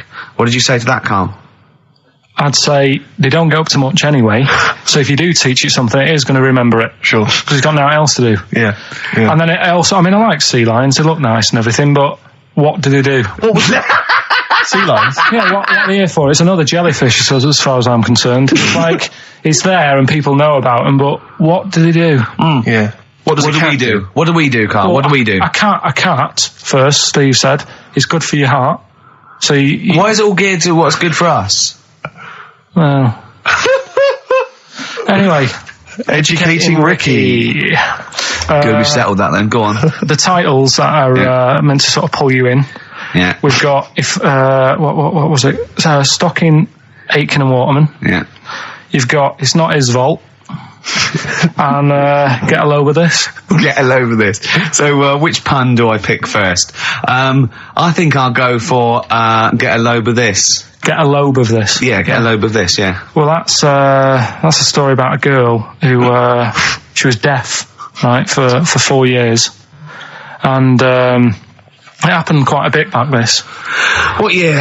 Or was it? I think it was ages ago. Was it? About quite a bit back. She was deaf for about 4 years, having an argument with her mum, it said, which I didn't quite understand, because I don't know how they do that. Yeah. But she was having an argument, and a man pushed her against the wall, and she banged her head, and her hearing came back. Okay. Was she wearing a Walkman and it fell out? And she'd realised, There's no explanation. There's no explanation. Well, why is that teaching me something then? So I knew you'd say this, right? So I thought, right, I'll stick something on it. Do you know that bees are deaf? No, you can't just, no. If you ask someone something they don't know the answer to, they don't tell you something else. Just, I'll tell you something else then. I can't answer that, I'll tell you something else. Imagine that, if you asked a teacher. Look, how do birds fly? Wow, if you're going to do that. Tallest building is, I mean, what? Well, that was the equivalent, Carl, of running away when we asked you a question. Yeah, the intellectual equivalent of going, look over there, there's a monster. Yeah. Listen, what do you mean? What she, okay, so, So her there's hearing no came back. explanation. There's no explanation. Or you don't know. well, there isn't one, is there, really? It's a bit What, weird. did the doctors not look into it? No, I think they just said, oh, that's good. So again, I don't. Where did this information go? Is that, if you read this on the net, is that all they put on There the was net? once a deaf woman who hit her head and she And her could hear. hearing came back. It was bizarre things about being deaf. Was there And- three, was there I've sort got of, that book, yeah, it's a good book, that. was there three Yeah. more pages you just couldn't be bothered to read on? Yeah. No, it was just a little bit. And it Was there a said- little picture, a cartoon picture? No pictures, I just And read you're going, it. ow. Look, Ow, if I you don't can want to hear. know, if you don't want to learn, you know. Yeah. Okay, It's Not His Vault. Let me have It's Not His Vault. You got to save this. This has got to teach me something. It'll be an interesting story. Right, It's Not His Vault. This fella, What year? Ages ago? Olden times? I'd say in the 70s. Okay. Would you? Any evidence for that? And, Does he wear flares in the story? Right. Is that your reason? no, it's a bit like Yuri Geller, this fella, right? Where he's electric. He's electric. And, if he walks past the telly would fizz. If he walked past the radio, it all goes like that. Ooh. His hair stuck up all the time. And he'd be having a bath and everything would be alright, and then the power would sort of switch on in his body, and the electric in his body made him jump out of the bath. So... What do you mean so? What is that so? What does that so mean? You've given us nothing. You've given us nothing. You'd have to at least give us the scientific explanation. Yeah. Electric eels have 400 volts in them. Oh, is this the running away again? What was that one called? Yeah, but but It's not his vault. But there's a reason that not his fault. It's not his fault. I thought it was going to be something about keeping it in a safe. I think we should do these the other way round. I It's think you not should his tell us fault. the story and then we'll hear the pun. It's not his fault. It's not his fault. Right, let's leave it. Play a tune. Forget it. Educating Ricky. Doing it. We're not doing it. No, we are. A text message today from Ross Noble. You know Ross Noble, the comedian. It was on. Have I got news for you? Right. He says, ask Carl if he woke up with ladies' boobs, would he just put a dress on and live as a lady, or would he just be a man but with these boobs? Carl, it's a good question. I know that happened to Ross, so he's throwing that one out at It you. did in a way, because he ate pizzas for a year, Yes, didn't he? he did, yeah. And he got a lovely pair of breasts. Yeah. Go on. Probably just find a loose-fitting jumper, go to the doctor's. What would you say to the doctor? How would you explain this phenomenon to the doctor? So you'd be happy with this because you believe in shite, like No. happening. Go on. But What? it can happen, because I told you a couple of weeks ago how What? that can happen. What How you hap- can wake up with breasts if you're a fella. I told you. Go on. Haven't you remembered? No, it's funny that, isn't it? Go on. Have you, Steve? No, I don't remember this. Did you tell us on air? Yeah. It can happen if you go to Argentina and have a steak. You can wake up with breasts because I'm sure I'd have remembered that. Pull the other one. Look, he likes that. He likes that. Is that what you've come up with this week? That joke? Yeah. Brilliant. Play a record. It's going to be a dynamite show. Listen, look, I'm going to play some classic tunes today. I'm going to educate the youngsters, Steve. Right, now, you've all heard of Lou Reed, you've all heard of Velvet Underground, but, have you heard of Venus in Furs, Carl? Shiny, shiny, shiny boots of leather. Do you know, like, I've talked about ghosts, and we had that good discussion the other week walking to Piccadilly Circus Station, and I was telling you about ghosts, and you were saying, Carl, don't be an idiot, and all that. Spoke to a woman in the week, done a little interview with her. You've done a little interview? Done Brilliant. A little interview, 2 minutes or so, with a woman who's got ghosts in her house. So, I look forward to hearing that later. That sounds brilliant. Coming up later. Well, I'm going to play a classic tune now. I've just gone straight for it. I've gone for the jugular. This is Ziggy Stardust by David Bowie. Well, I teased you with it before. You're going to get it out again? I'm always like trying to get you, thinking, opening your mind up a bit to ghosts and stuff. Yes. So, this woman who I know, she said she'd come in and I could interview her to try and sort of, get the belief out there. Okay. So because there's not enough belief in the occult and rubbish out there. So does she think she has a ghost? She has, yeah. She's had a few. She has, no, it's fact. Yeah, she has. So I thought maybe it's a new feature we could try for a couple of weeks, see how it goes down. You know Parkinson? What about Pilkington?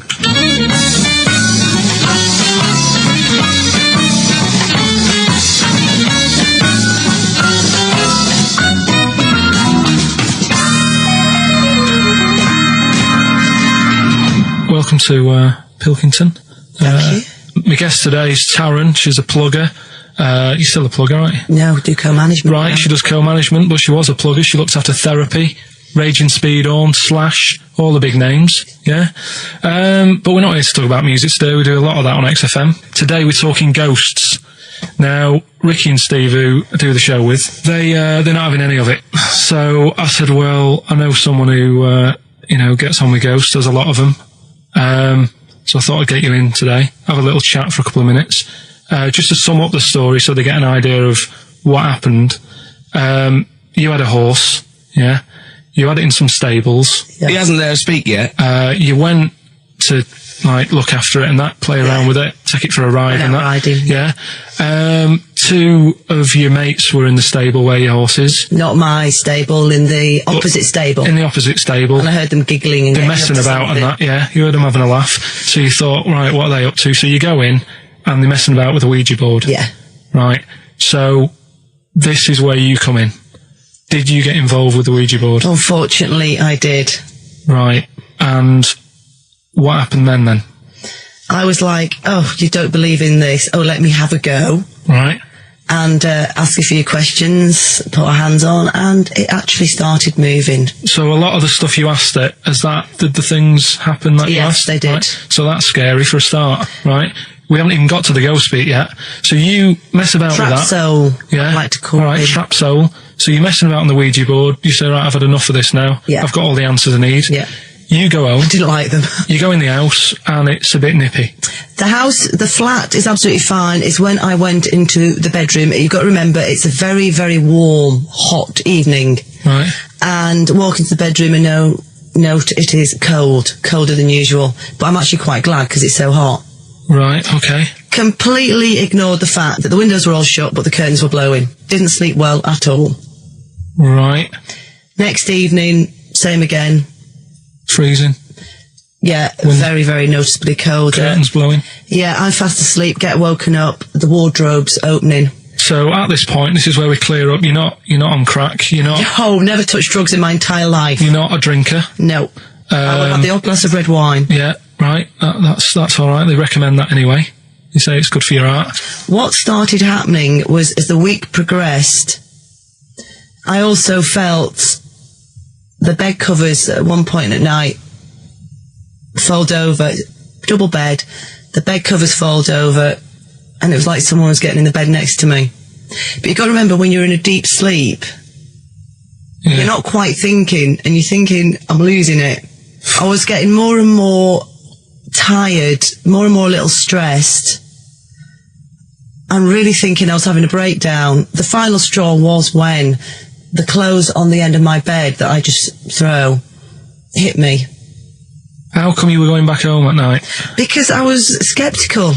In fact, 6 months ago, I just said, I don't want to go there. People will think I'm mad. But you know what? I don't care. Yeah. I know there's more out there. Well, brilliant. Well, cheers for that. And thanks for being a guest on Pilkington.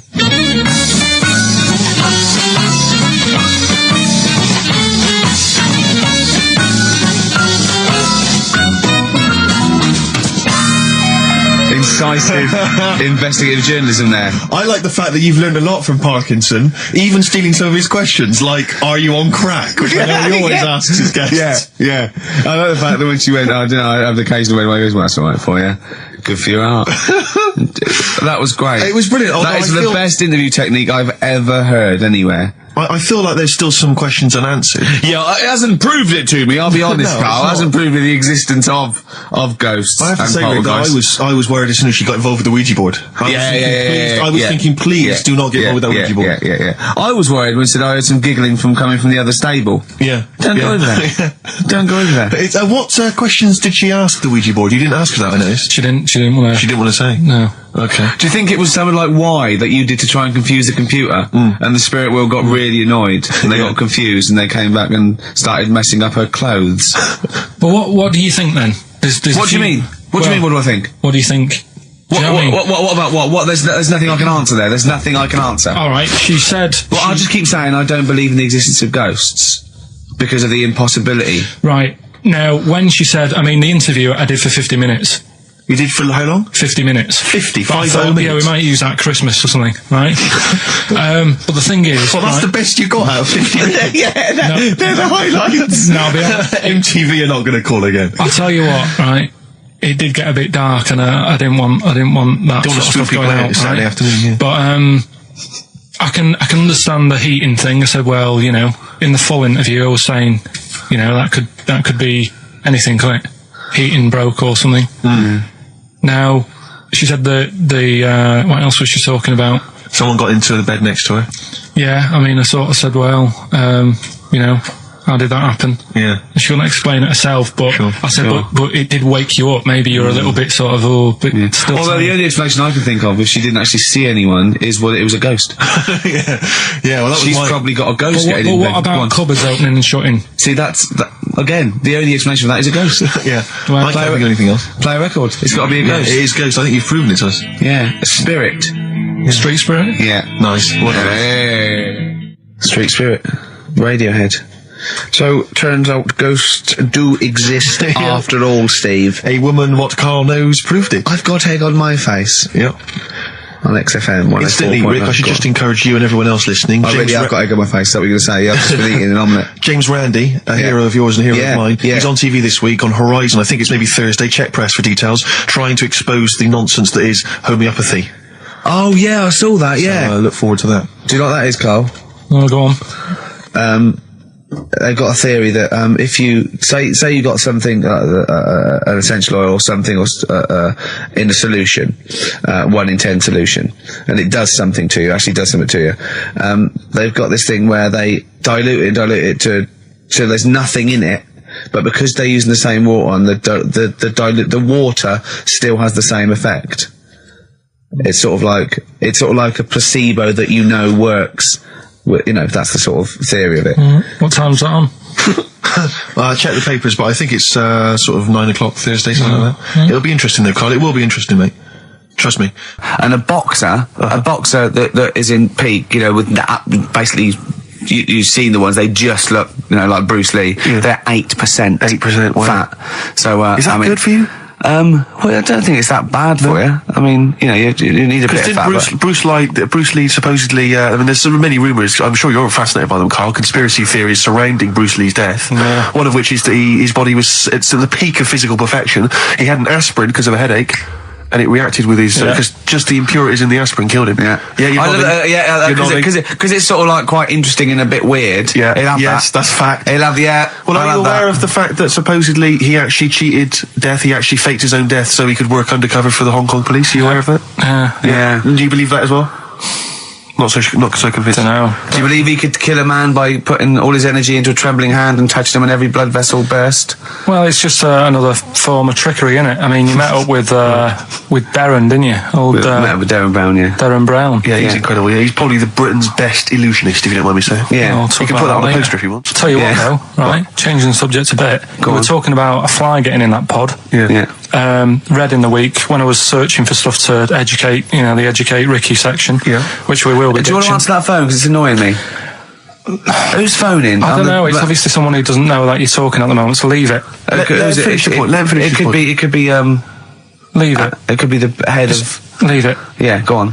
Could be the head of XFM. Yeah. Oh, I'm so scared. No. We must No, I won't be embarrassing him. I going, don't call me when I'm working. Nice. Right. Fight against the machine. High five. Yeah. Raging against the machine. So anyway, yeah, right. We were talking about flies getting in a pod. And do you know, like how a Barbie doll, if it was real, it wouldn't be able to work? Do you know what I mean? A Barbie doll, if a woman had the proportions, she wouldn't be able to tie her shoelaces up and stuff because her legs are too long for her back and all that. Flies, scientists can't work out how they fly. It's a bee. It's a bee. It's a bee, not a fly. No, a fly as well. No. A fly is, apparently its body is like too big for its wings, and they still can't work it out. Yeah. How it flies. Which in your mind says what? Something spooky going on there? They have worked it out. It's the fact that what they do, the wing actually beats a ridiculous about 150 times a second, so it displaces air. Yeah. So they have. I know what you mean. It's incredible that it can fly because it's got such small wings. Yeah. All right. And it's a bee, not a fly. So, yeah, but other than that, good point. Bowie. Another classic. Be My Wife off the Low album, David Bowie. Carl, you don't feel depressed, mate. Don't feel low. You can't be right about everything. So, 3 stories. Don't rub it too hard, you'll get a rasher. Enough is anus. And we'll have that one then. That one? Yeah. Right, well, do you believe in palm reading and stuff? No. Yes. Sorry, yes. Yeah, of course. Sorry, I forgot. Yes, of course we do. Right, well, there's a fella who, he used to do palm reading. Oh, yeah. But a lot of people, he found that when he went up to him in the street and said, do you want your palm reading? He was like, a lot of them were like, I'm a bit ashamed of my nails and stuff because they're a labourer or they're a cleaner or something like that. I know a lot of labourers are slightly embarrassed by their nails. Yeah. No, but... Yeah. So if you look at my bloody hands, Reg, well... That's that hod carrying. Did I ever tell you that I got picked at school to make tea and serve biscuits to old people because I've got good nails? No, go on. Is there any more to the story? Well, that's about it. I mean, we used to do I think the head teacher must have been getting something, maybe getting his mum in there for free or something in this old people's home. So he offered the kids at the school, he said, right, all sit at your desk and put your hands on the table. And everyone did. And he walked past me and he said, not bad. And he said, you've got the afternoon off. You can go and serve biscuits and tea to the old people. What did you say? I said, all right then. Was that? Yeah. Good afternoon. But anyway, what does he do? He just sort of walked around and went, you all right, do you want bourbons or digest? I bet you get on with old people, wouldn't you? I'd love to see you, maybe especially the senile ones. Yeah, no, but I'd love to see you on VH1, just in a link. They just go, they've just played Robert Palmer, right? And it comes to you in a little park, and you just sit next to an old lady, go, alright? And you go, yeah, not too bad. You go, what do you think of London? Crap, innit? And she goes, yeah, it's awful, innit? And you just have a talk, and you go, right, well, she doesn't like it, in excess. Yeah. That's what I'd like to see. I still think my idea is better, but... So what are you going for then? Oh, you've picked one, haven't you? Yeah, so this fella... So there's palmists going around the streets... Yeah, he's going round... and randomly trying to give palm readings. They're losing money, hand over fist. Yeah. Right, so they said he's what he's done. He's reading people's bottoms now. Sorry, whoa. You just, I didn't quite follow that. He was a palm reader. That wasn't making money. So now he's going up to people in the street and saying, "Can I see your arse?" Basically, yeah. So from being a palmist to an arsonist. Well, they just. That's what he does. He said these same sort of lines and that you get on your hand, you get them on your bottom, and he can read them. Right. Yeah, he's not a pervert or anything, or making up as he goes along. No, that's it. That was that. So, sorry, if a man came up to you in the street and said, "Can I have a look at your arse? Can I read your arse?" You'd drop your trousers, would you? No. If you went up to him and they said, "Oh, I'd rather you didn't, because I'm a labourer. I've got bad fingernails." No, that's why I've seen. That's what a lot of labourers, they're showing their cleavage. You think, but actually they're having their arse read. Absolutely. That's what that's what it is. And then So is that the end of the story? Yeah. But then because that's it. Educating Ricky is there's a bloke who reads arses. No, you're a mentalist. What are you talking about? So, tell you things that make you wonder. You saw Darren Brown. What did he do? No, extraordinary. Yeah, I told him, but it's a, you should peep. A lot of people don't realise who Darren Brown is, and he is, I think, the best illusionist in the country. We went to Jonathan Ross's house for his birthday. I didn't. No, me and Jane, and we went there, right, and there was lots of people there, and Darren Brown was there. Jonathan got Darren Brown tricks, and it was incredible. He did all these tricks, right? I mean, incredible. It was just amazing. And he did one with a bloke who was there, a friend of Jonathan's. I think his name was Ray, and he got him to give the pack. He said, "Count the cards," and he counted out 52 cards. Yeah, he went, "Think of any card in that pack." He didn't touch it yet. He's counted 52. They were in his hand. He said, "Think of any card." He said, "What was it?" He said, 3 of spades or something. He went, "Find it in the pack." Couldn't find it. He said, "Count the cards." There was 51. Right, and he couldn't find the card, and he had no idea. And we forgot about it. He went, "Oh, it's gone wrong," and he forgot about it. And he kept, 3 minutes going, "I wonder where that card is," and he kept looking at it. I found out that about a week ago, Ray went into hospital with appendicitis. Yeah? And the surgeon, as we said, there was something crumpled up. There was a thing, and it was a card. It was the card that was in his thing causing appendicitis. And when he came out of surgery, there was a card from Darren Brown saying, "Was that your card?" That's amazing, don't you think? I mean, that's like incredible. Thing and then a crab went, "I know what it is. It's a 5 of spades. It's another wind-up." Yeah, well, see, I'm not going to believe anything anymore. But that's so if I ever, you've learned a lesson. Yeah, but say if all this goes wrong now, right? Cry Wolf and all that. Yeah. Imagine I get dropped by MTV. You haven't been asked yet. Yeah, well, whatever. Right, they short on firemen because they're always going on strike. I answer the phone. It's you saying my house is on fire. I don't know what you're talking about now, Carl. I don't know what he's talking about. I think somewhere along the line there, Carl has been recruited by the fire brigade. Did you leave that out in the story? Start again. Yeah, right. That's what I'm saying. Because I just wound you up about crabs, babies pushing their way out of vaginas, and Darren Brown causing the... Right, yeah. Little,